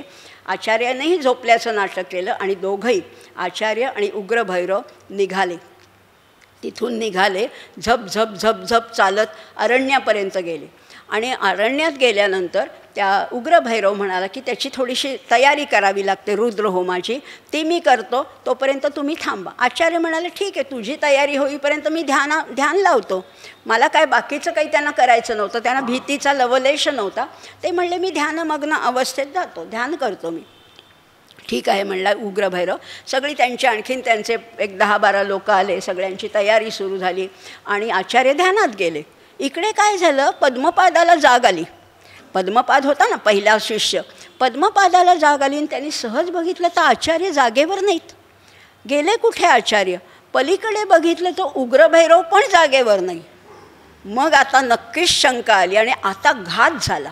हा घात झाला, आता करू काय, गेले कुठे माहिती नाही आहे, कुठल्या दिशेने गेले काही माहिती नाही. पण तुम्हाला आठवत असेल कालच्याच ह्याच्यात मी म्हटलं होतं, आचार्यांनी पद्मपादाला वाचवलं तसं पद्मपादांनी आचार्यांना कसं वाचवलं. आता पद्मपाद होता तो नृसिंहाचा भक्त होता. त्याने क्षणात तिथेच ध्यान लावलं, कारण ध्यानामध्ये सगळ्या गोष्टी कळतात बरं का. ध्यान हे साधं मेडिटेशन नाही, जर का उत्तम ध्यान लागलं तर पुढच्या भविष्यात घडणाऱ्या किंवा पलीकडे घडणाऱ्या दूरश्रवण दूरदर्शन घडू शकतं. आणि त्या पद्मपादाला दिसलं ध्यानामध्ये की आचार्यांचा घात होणार आहे आणि उग्रभैरव होमामध्ये त्यांची आहुती देणार आहे. हे कळल्यावर त्याला कळेना, पण आता तिथे पोचेपर्यंत काही घडलं तर, आणि म्हणून त्यांनी नृसिंहाची अतिशय आर्ततेने प्रार्थना केली. आणि खरोखर हा नृसिंह प्रसन्न झाला. कसा, तर त्या अरण्यातच हा विधी चाललेला होता. एक अतिशय भयानक आणि क्रूर सिंह धावत आला, बरोबर त्या रुद्रहोमाच्या ठिकाणी जिथे ही तयारी चालली होती तिथे पोचला आणि त्यांनी उग्रभैरवाला त्याचं अक्षरशः पोट फाडलं, जसं हिरण्यकश्यपूचं नरसिंहाने फाडलं तसं सेम, तसं पोट फाडलं. त्या उग्रभैरवाचं मुंडकं एकीकडे आणि धड एकीकडे असं रक्तबंबाळ अवस्थेत पडलं. पण आचार्य ध्यानातून बाहेर आले नाहीत, आचार्य ध्यानातच होते. बाकीचे जे इतर त्याचे सहकारी होते ते घाबरले, ते आरडाओरडा करायला लागले. कोणाला काहीच कळेना की हा सिंह आला कुठनं, कसा आणि कसं काय ह्यांनी मारलं. तेवढ्यात पद्मपाद आणि इतर शिष्य धावत आले आणि त्यांनी आचार्यांना त्या ध्यानातून बाहेर काढलं आणि म्हणाले, बघा हा उग्रभैरव कसा तुमचा घात करणार होता. आचार्यांना ते माहीत होतंच, आचार्यांना काही ते माहिती नव्हतं असं नाही. त्यामुळे आचार्य म्हणाले की ठीक आहे रे, मला माहिती होतं हे आणि मी आपणहूनच त्याच्याबरोबर आले. पण आचार्यांनी त्या सिंहाबद्दल कृतज्ञता किंवा नरसिंहाबद्दल कृतज्ञता म्हणून तिथल्या तिथे पुन्हा स्तोत्र रचलेलं आहे. लक्ष्मी नृसिंह करावलंब असं स्तोत्र रचलेलं आहे. श्रीमत्पयोनिधिनिकेतन चक्रपाणे भोगींद्र भोग मणिराजित पुण्यमूर्ते योगीश शाश्वत शरण्य भवाब्धिपोत लक्ष्मी नृसिंह मम देहि करावलंबम. या लक्ष्मी नृसिंहाला म्हटले, मला हात दे, याच्या पुढेही माझ्याबरोबर राहा, असं त्यांनी त्याची प्रार्थना केलेली आहे. म्हणजे बघा किती प्रसंग, किती घटना, किती स्तोत्र, पण आचार्यांची सौम्य शांत प्रसन्न भाव कधीही ढळला नाही. किंवा त्या उग्रभैरवाला काही शासन करावं किंवा त्याला एक 4 अपशब्द बोलावेत असं कधीही आचार्यांच्या मनात सुद्धा आलं नाही. कधीही कठोर शब्द उच्चारला नाही. अतिशय शांत सौम्य प्रसन्न व्यक्तिमत्व आणि ध्येयाचा क्षणभरही विसर पडला नाही. हे सगळं सुरू होतं. हे करत असताना आता बघा तिथूनही निघाले, आता श्रीशैल्यहून निघाले, परत आता इकडे यायला लागले, गोकर्ण महाबळेश्वरला आले. गोकर्ण महाबळेश्वरला 3 दिवस मुक्काम केला. तिथेही त्याची विधिवत सगळी पूजा अर्चा आराधना अभिषेक सगळं केलं. तिथून ते आणखीन खाली आले, श्रीवल्लीला आलेत. श्रीवल्ली हे गाव आहे. आणि आचार्य हे सगळं करत असतानासुद्धा भिक्षाटन चालूच होतं. मधून शिष्य जायचे, कधी आचार्य जायचे. असेच आचार्य श्रीवल्लीला असताना एका ठिकाणी भिक्षा मागण्यासाठी गेले, एका घरामध्ये. जसं आपण परवा पाहिलं ना, त्या दरिद्री ब्राह्मणाच्या घरी कसा सोन्याच्या आवळ्याचा पाऊस पडला, इथे सुद्धा एका ब्राह्मणाच्याच घरी गेले. त्याचं नाव होतं प्रभाकर. प्रभाकर नावाचा ब्राह्मण होता. त्याच्या घरी आचार्य गेले. ओम भवती भिक्षां देही. तो प्रभाकर आणि त्याची पत्नी बाहेर आले. भिक्षा दिली त्यांनी, पण ते प्रभाकरची पत्नी रडायला लागली. ती म्हणाली, आचार्य काय सांगू तुम्हाला की आमचा मुलगा आहे, मोठा आहे, 13 वर्षाचा मुलगा आहे, पण अजून बोलत नाही, जड आहे, त्याला काही कळतं का नाही हेही माहिती नाही आहे, की कितपत त्याला बुद्धी आहे हेही माहीत नाही. तो जड आहे, मूक आहे, पण त्याला ह्याच्यातनं कसं काय बाहेर काढायचं. आचार्य म्हणाले, कुठे आहे मुलगा तुमचा, बघू बरं. आणि म्हणून त्याच्या मुलाला त्यांनी बाहेर बोलावलं. त्या मुलाचं नाव होतं पृथ्वीधर. प्रभाकरच्या मुलाचं नाव होतं पृथ्वीधर. आणि त्या पृथ्वीधर बाहेर आला. चांगला व्यवस्थित 13 वर्षाचा सुदृढ मुलगा होता, असा काही अशक्त वगैरे काही नाही, चांगला मुलगा होता, पण बोलत नव्हता. आचार्यांनी त्याच्याकडे नुसतं पाहिलं आणि त्याला काही प्रश्न विचारले. त्या मुलाला काही प्रश्न विचारले. काय प्रश्न विचारले. कस्त्वम शिशो, मुला तू कोण आहेस. कस्त्वम शिशो कस्य कुतोसी गंता, कोण आहेस, कुठून आलास. किं नाम ते त्वं कुत आगतोसी. एतन्मयोक्तं वदचार्भकत्वं मत्प्रीतये प्रीतिविवर्धनोसी. तू मला सांग, तू कोण आहेस, कुठून आलास, काय तुझं आहे, तुझं म्हणणं काय आहे. आणि तुझ्याकडे बघून माझ्या हृदयाला आनंद होतो. आता ज्या आईवडिलांना ह्याच्याकडे बघून दुःख होतं, त्याच्याकडे बघून आचार्यांना आनंद होत होता. आणि लगेच क्षणात तो मुलगा बोलायला लागला. आणि साधं बोलला नाही, काय म्हणाला. नाहम मनुष्यो, मी मनुष्य नाहीच आहे. नाहम मनुष्यो न च देव यक्षौ न ब्राह्मण क्षत्रिय वैश्य शूद्राः न ब्रह्मचारी न गृही वनस्थो भिक्षुर्न चाहम निजबोधरूपः. मी मनुष्य नाही आहे, मी देव नाही आहे, मी यक्ष नाही आहे, मी ब्राह्मण क्षत्रिय वैश्य शूद्र नाही आहे, ब्रह्मचारी गृहस्थ वानप्रस्थ असा मी कोणी नाही आहे. तर मी कोण आहे. नित्योपलब्धी आत्मा. आत्मा कसा आहे? नित्य उपलब्ध आहे ना. आत्मा नाही अशी जगात गोष्टच नाही आहे. तो आहे म्हणून आपण आहोत. नित्योपलब्धी आत्मा मी आहे असं त्या जड मुलांनी, जो 13 वर्ष बोलला नव्हता, त्या मुलांनी खडाखड हे संस्कृत श्लोकमध्ये असे 12 श्लोक आहेत त्याच्या मुखामध्ये बरं का. आचार्यांनी प्रश्न विचारावा, लगेच उत्तर द्या, असे फार सुंदर संवाद आहे त्या दोघांचा. आता ह्या मुलाकडे बघून आचार्य म्हणाले की हा मुलगा हो साधा नाही आहे. तुम्ही याला साधा समजत होता, जड समजत होता, असा नाहीच आहे मुला. हा मुलगा देवरूप आहे किंवा तो अवतारी पुरुष आहे. आणि ह्याला हे संपूर्ण ब्रह्मांड कसं दिसतंय सांगू का? हातावर जसा आवळा घ्यावा ना, हातावर आवळा ठेवल्यावर आपल्याला सगळ्या बाजूनी तो निरखता येतो ना, इकडनं पाहता येतो. ह्याला हे ब्रह्मांड जणू हातावरच्या आवळ्याप्रमाणे वाटतंय. हस्त म्हणजे हात आणि आमलक म्हणजे आवळा, म्हणून मी याचं नाव आज ठेवते हस्तामलकाचार्य. हस्तामलकाचार्य हे त्याचं नाव ठेवलं आचार्यांनी. आता हा झाला 3रा शिष्य. समजते ना, पद्मपादाचार्य, सुरेश्वराचार्य, आता हा 3रा हस्तामलकाचार्य. अशा कथा आपण बघतोय. आता श्रीवल्लीहून निघाले, आता साऊथकडे आलेत ना, दक्षिणेकडे. आता सगळे शिष्य म्हणाले आता कुठे जायचं? आचार्य म्हणाले आता शृंगेरीला जायचं. उभय भारतीला सांगितले ना श्रीयंत्र, त्यामुळे ते आता शृंगेरीला जाऊ. आणि खरंच सगळेजण शृंगेरी येथे आले.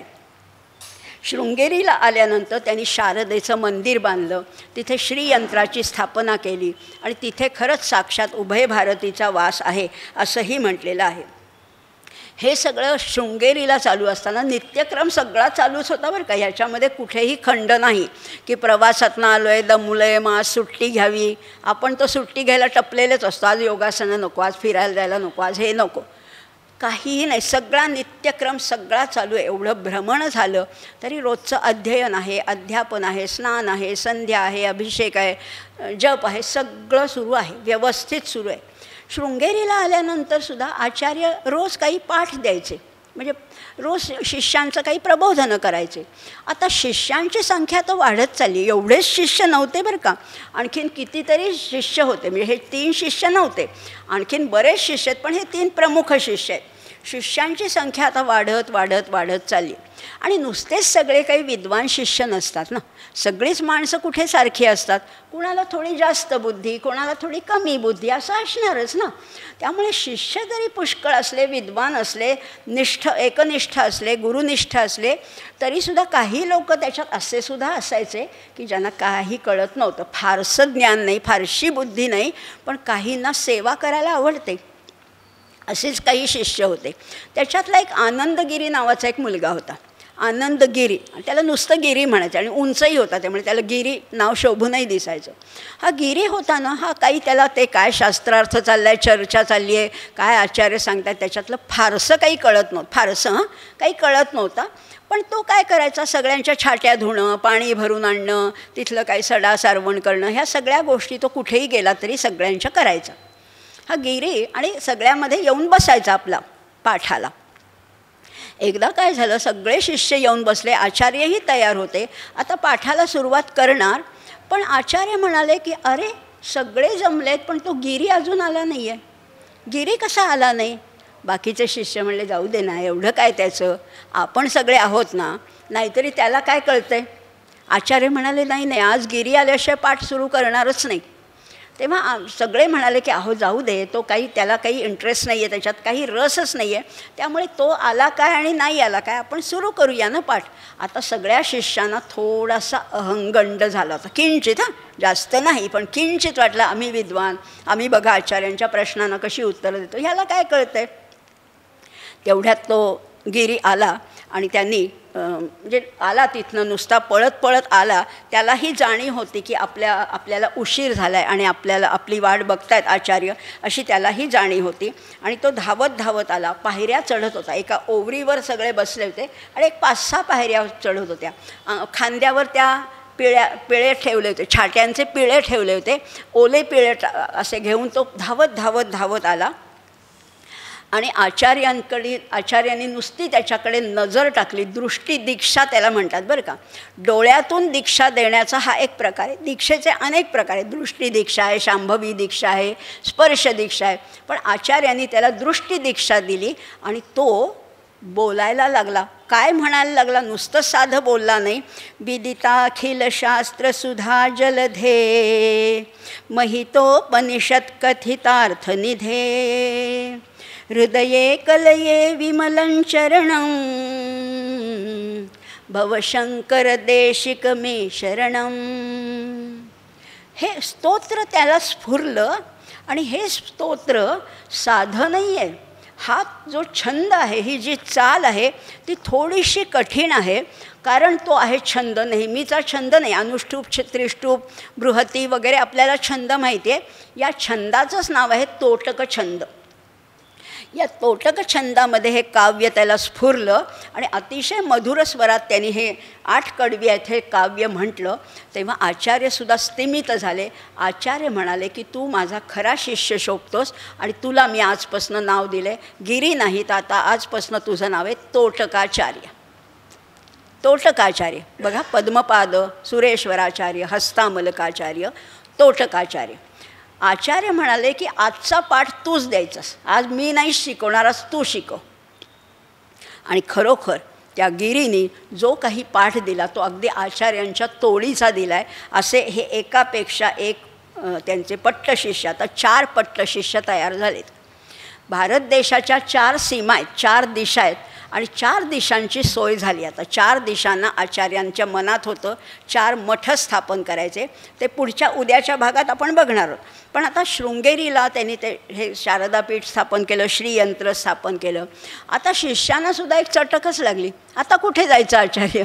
बघा, कुठपासनं केदारनाथ झालं, मग ते प्रयाग झालं, महेश्वर झालं, नाशिक झालं, पंढरपूर, चाललं आहे सगळा प्रवास. वरतून खाली, खालून वर गेले, वरतून पुन्हा खाली उत्तरेकडनं आता दक्षिणेकडे आले, शृंगेरीपर्यंत आलेत, म्हणजे अगदी दक्षिण कर्नाटकापर्यंत. आचार्य म्हणाले आता कुठे जायचं? आचार्य नाही, शिष्य म्हणाले आता कुठे जायचं? आचार्य म्हणाले आता कुठे नाही, आता माझं वैयक्तिक काम आहे. काय काम आहे? आई आजारी आहे, आई आजारी आहे माझी, आणि म्हणून आता जायचं तर कालडीला जायचं. आणि खरंच हा सगळे आचार्य आणि त्यांचे शिष्य कुठे आले तर कालडीला आले. आणि खरोखर आईचा अंतसमय अगदी जवळ आलेला होता. आईला वचन दिलं होतं, आठवते ना, की केव्हाही असो, रात्र असो, दिवस असो, तू हाक मार, मी आलोच म्हणून समजा, आणि तुझे अंत्यसंस्कार मीच करीन, निश्चितपणाने करीन, असं आईला वचन दिलेलं होतं. आता आईला साहजिकच आनंद झाला. आणि कुठलाही मुलगा कधीही आला तरी आई म्हणते की किती वाळलास रे. आईसुद्धा तसंच म्हणाली. आचार्यांची आई असली तरी आईच आहे ना शेवटी. ती म्हणाली किती ते एवढं कष्ट करतोस, किती वाळलास, जरा 4 घास आधी खाऊन घे, मग आपण बोलू. आणि सगळी सोय ह्या शंकरांनी केलेली होती. आईची सगळी आर्थिक सोय केली ती, त्याच्यासाठी बाकी सगळ्या आप्तांना सांगितलं होतं, सगळं झालं. पण आई म्हणाली ते काहीही घडलं नाही. आर्थिक काही मला कमतरता नाही आहे, पण बाकीच्या नातेवाईकांनी काही साथ दिली नाही. पण एक वृद्ध सेविका आहे आणि एक वृद्ध निर्धन गृहस्थ इथे आहेत, या दोघांनी मात्र माझी चांगली देखभाल केली, त्यांच्यासाठी तू काहीतरी कर. आचार्य म्हणाले हो ठीक आहे. पण आता त्यांनी खरंच 2 घास खाऊन घेतले. आई म्हणाली की मला तुझ्या मांडीचा आधार दे. आचार्य म्हणाले की तुझी काही इच्छा असली तर मला निश्चित सांग. तेव्हा आई म्हणाली की जरी तू, म्हणजे आम्ही आयुष्यभर शंकराची आराधना केली, चंद्रमौलीश्वराच्या आशीर्वादाने तुझा जन्म झाला, हे सगळं जरी खरं असलं तरी मला आता ना सगुण स्वरूपातलं श्रीकृष्णाचं दर्शन घडावं अशी इच्छा आहे. आचार्यांना काहीच अशक्य नव्हतं.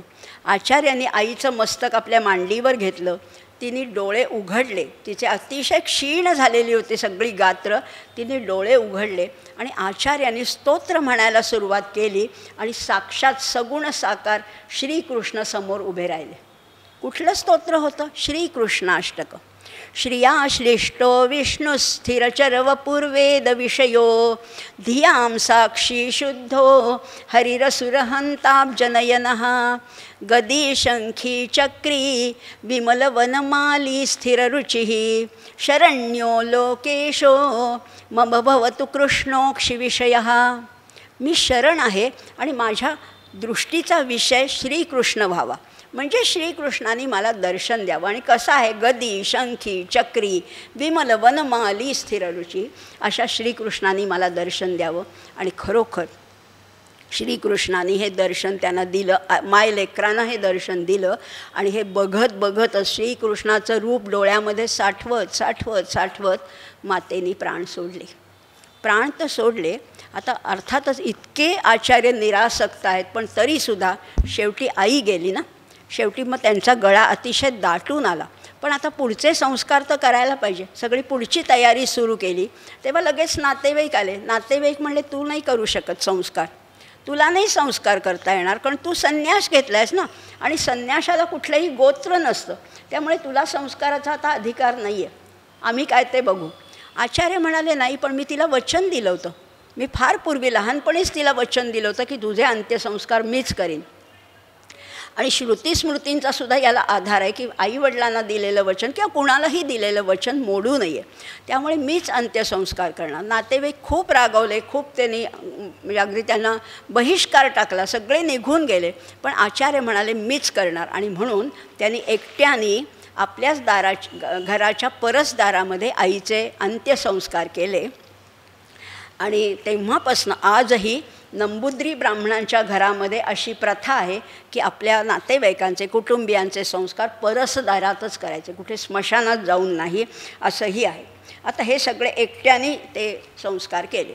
आता ही सगळी बातमी शेवटी पसरलीच ना, ही सगळी बातमी पसरली. आणि तिथला तो कालडीच्या म्हणजे केरळ प्रांताचा जो राजा होता राजशेखर, त्याला ही बातमी कळाली. आणि एवढे संपूर्ण भारत भ्रमण करून हे आचार्य आपल्या कालडी गावामध्ये राहत आहेत, हेच आपलं केवढं भूषण आहे. म्हणून राजशेखर राजा धावत आला आणि म्हणाला, काय करू सांगा, की ते ज्यांनी तुम्हाला त्रास दिला त्यांना दंड करू का? आचार्य म्हणाले, नको, त्यांच्या कर्माची शिक्षा ते भोगतील, मला त्यांना कुठलंही शासन करायचं नाही आहे, उलट मला हे दोघं ज्यांनी सेवा माझ्या आईची केली त्यांना काहीतरी द्यायचं आहे. आणि म्हणून त्या आचार्यांनी जी चीज वस्तू होती त्या निर्धन सेविकेला दिली आणि त्या वृद्ध निर्धनालासुद्धा काही वास्तू अर्पण केली. आणि मग त्यांनी राजशेखराला केलं की बाकी तुम्ही काहीही त्यांना कोणालाही दंड करू नका. राजा म्हणाला की तुम्ही इथे राहताय, तुम्ही इथे आहात तर इथेच राहा ना, आता कालडी प्रांतातच राहा, कालडीमध्येच राहा. पण आचार्य म्हणाले, मी परिव्राजक आहे, मी परिव्राजक आहे, त्यामुळे फिरणं हाच माझा आहे. व्रज धातू आहे, व्रज म्हणजे फिरणे. मी परिव्राजक आहे, मला इथे कुठेच राहता येणार नाही. तेव्हा राजाने सांगितलं की तुम्ही मग आमच्यासाठी एक नियमावली करून द्या.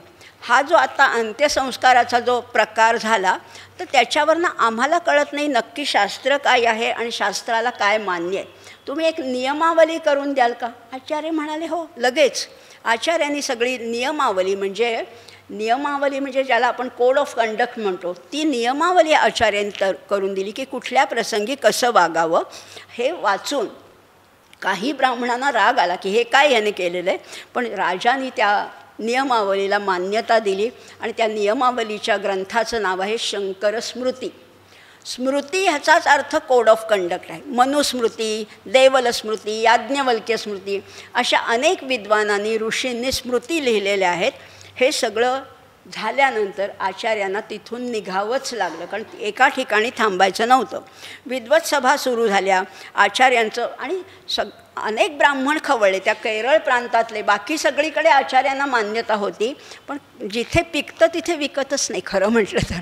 त्यामुळे तिथले लोक फार चिडले, ब्राह्मण अतिशय खवळले. हा काय सांगतोय, हे सगळ्या रूढी परंपरांना यांनी अगदी वाट लावली आहे असं त्यांना वाटायला लागलं खरं म्हटलं तर. तेव्हा इतर सामान्य लोकांना काहीच कळत नाही, हा बरोबर आहे का तो बरोबर आहे, काहीच कळत नाही. पण आचार्यांचं शांत सौम्य वर्तन किंवा भाषण ऐकून सामान्य जनांना ते आपलेसे वाटायला लागले आणि जे ब्राह्मण संतापी होते ते जरा दूरचे वाटायला लागले. आणि मग राजशेखर राजा म्हणाला की आता आपण विजय यात्रा काढूया तुमच्या. आणि खरंच धर्म, सत्य, शांती, मैत्र या सगळ्याचं मूळ काय आहे तर ते अद्वैत आहे. आणि त्याच्यासाठी हा अद्वैताचा प्रसार करण्यासाठी आता राजमान्यता मिळालेली आहे. राजमान्यता मिळाली आणि आचार्यांच्या काय म्हणतात त्या विजय यात्रा सुरू झाल्या. म्हणजे त्यांचं जे दर्शन होतं ना लोकांना, आणि जसं विद्वानांना आचार्य मान्य होते तसे सामान्यांनाही मान्य होतं.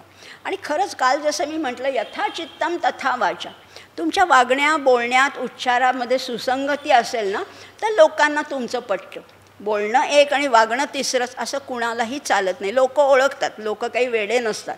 हे आचार्यांचं वर्तन बघून त्यांचं वागणं बोलणं किंवा एकूण त्यांचं चालणंसुद्धा धीरोदात्तपणे सावकाश पण अगदी फार सुंदर, म्हणजे त्यांचं चालणं बोलणं अतिशय सुंदर होतं. हे सगळं करत असताना आता बघा ही शोभायात्रा किंवा विजय यात्रा सुरू झाली. केरळ आहे, कर्नाटक आहे, रामेश्वर आहे, श्रीरंग, कांचीपूर, कलिंग, आंध्र, पुरी, उभा आडवा देश सगळा आहे. कलिंग, पुरी, मगध, प्रयाग, वाराणसी, उज्जैनी, गिरनार, सोमनाथ, प्रभास, द्वारका, सिंधू, काश्मीर, पेशावर इथपर्यंत ही विजय यात्रा चालली. आणि राजशेखर राजाची आता राज्यमान्यता मिळालेली. बघा आधी कालडीपासनं केदारनाथापर्यंत गेले, केदारनाथापर्यंत परत कालडीपर्यंत, परत आता सगळा पुन्हा प्रवास सुरू झाला आहे. आता काश्मीरपर्यंत पोचलेत. आणि काश्मीरपर्यंत पोचल्यानंतर तिथे सर्वज्ञ पीठ आहे. काश्मीरमध्ये आपल्याला माहिती असेल कदाचित सर्वज्ञ पीठ आहे. आणि या सर्वज्ञ पीठ किंवा सरस्वती शारदा पीठ आहे. तिथे कोण आरूढ होऊ शकतं, त्या सिंहासनावर कोण बसू शकतं, याला एक नियम असा आहे की 4 वेदांचे 4 विद्वान, त्या 4 दार आहेत, त्या पीठाला 4 दार आहेत. 4ही दारावर 4 प्रकारचे 4 पंथाचे 4 वेदांचे लोक बसलेले असतात. ते गूढ प्रश्न विचारतात, कूट प्रश्न विचारतात. त्याची उत्तरं जो देईल, त्या 4ही प्रश्नांना समाधानकारक उत्तर जो देईल तोच सर्वज्ञ पीठावर बसू शकेल. आणि म्हणून शिष्य म्हणाले आचार्यांना की तुम्ही बघा ना, या परीक्षेला तुम्ही जा ना, या कसोटीला तुम्ही नक्की उतराल. आचार्य म्हणाले मला काही त्या सर्वज्ञ पीठाची काही ओढ नाही. अहो पण अद्वैताचा आणखीन प्रसार होईल, त्याला आणखीन पुष्टी मिळेल, बळकटी मिळेल. आचार्यांना अजिबात ज्ञानाचा अहंकार नव्हता, सन्मानाची हाव नव्हती, परंतु वेदांताची प्रतिष्ठा वाढावी हा निश्चितपणाने ध्यास होता.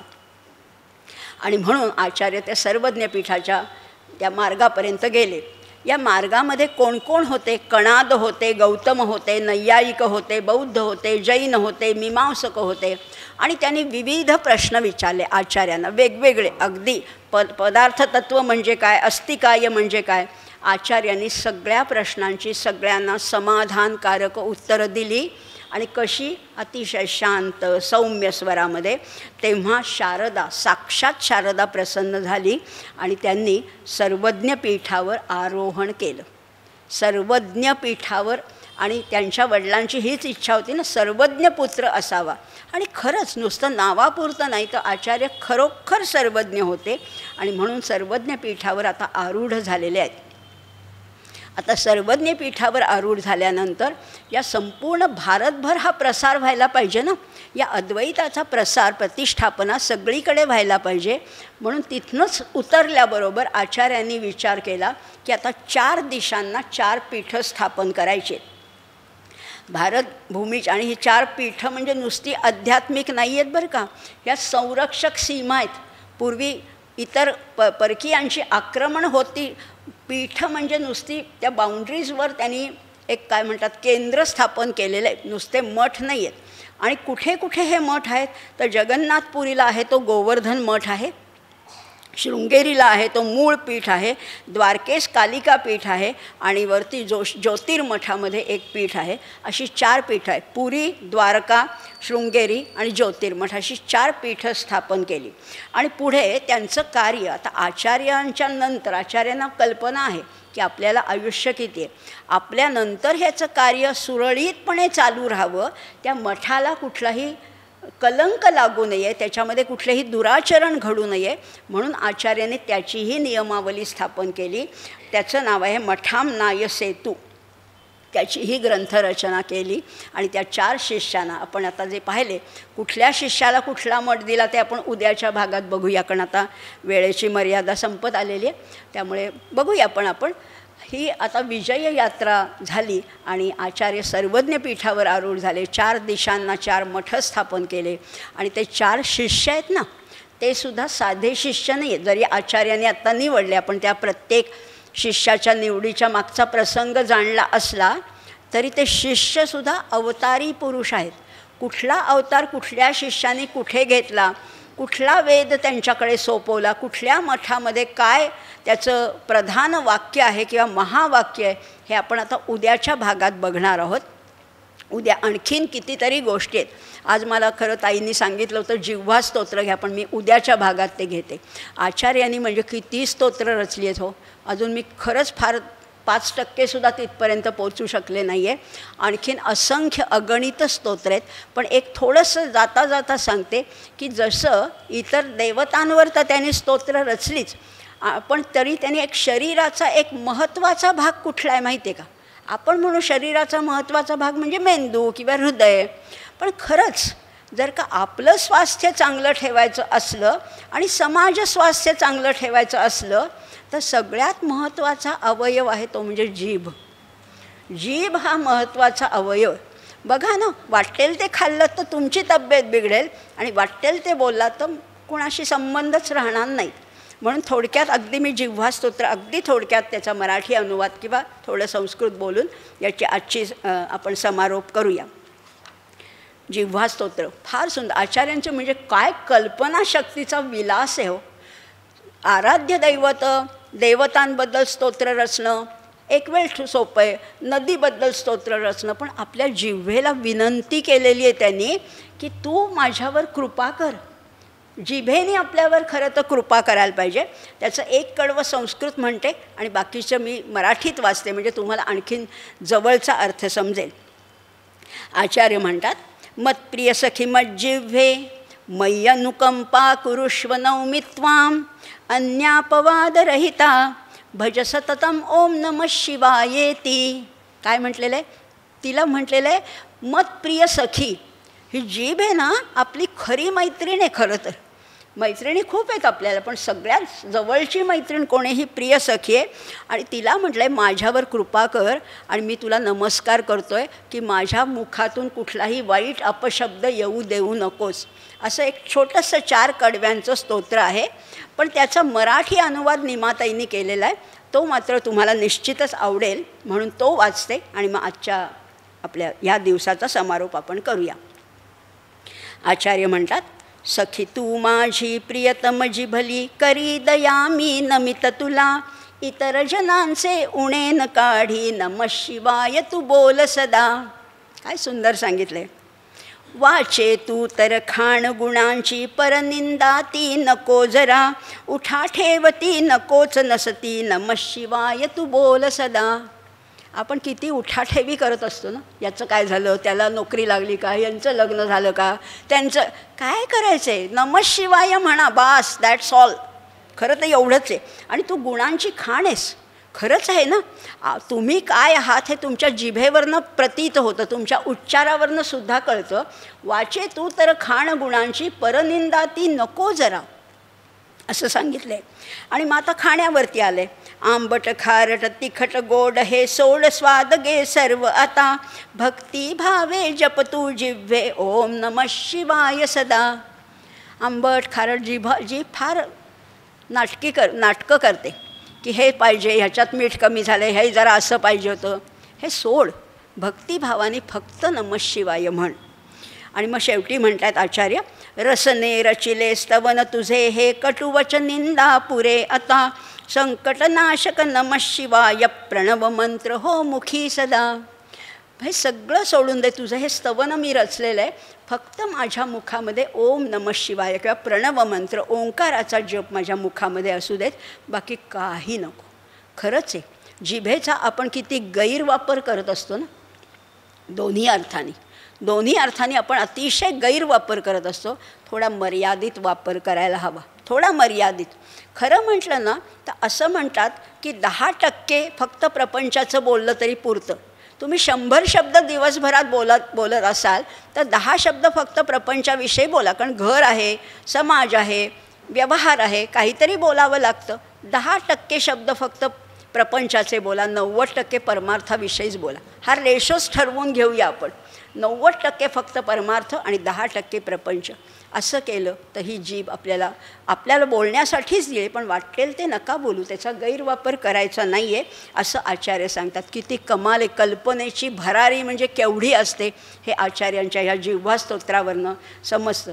उद्या इतर अनेक स्तोत्र राहिलेले आहेत, म्हणजे काहीच झालं नाही अजून, पण इतर स्तोत्र बघूया किंवा त्यांच्या उपदेश पंचक आहे किंवा अनेक गोष्टी आहेत किंवा आणखीन ती विजय यात्रा कुठे कुठे गेली, पुढे काय काय घडलं आणि शेवटी काय काय घडलं, आणखीन सर्वज्ञपीठाचं आणखीन बघूया उद्या. आज मात्र इथेच थांबूया. सर्वेपि सुखिनः सन्तु सर्वे सन्तु निरामयाः सर्वे भद्राणि पश्यन्तु मा कश्चित् दुःखमाप्नुयात्. ओम शांती शांती शांती. धन्यवाद.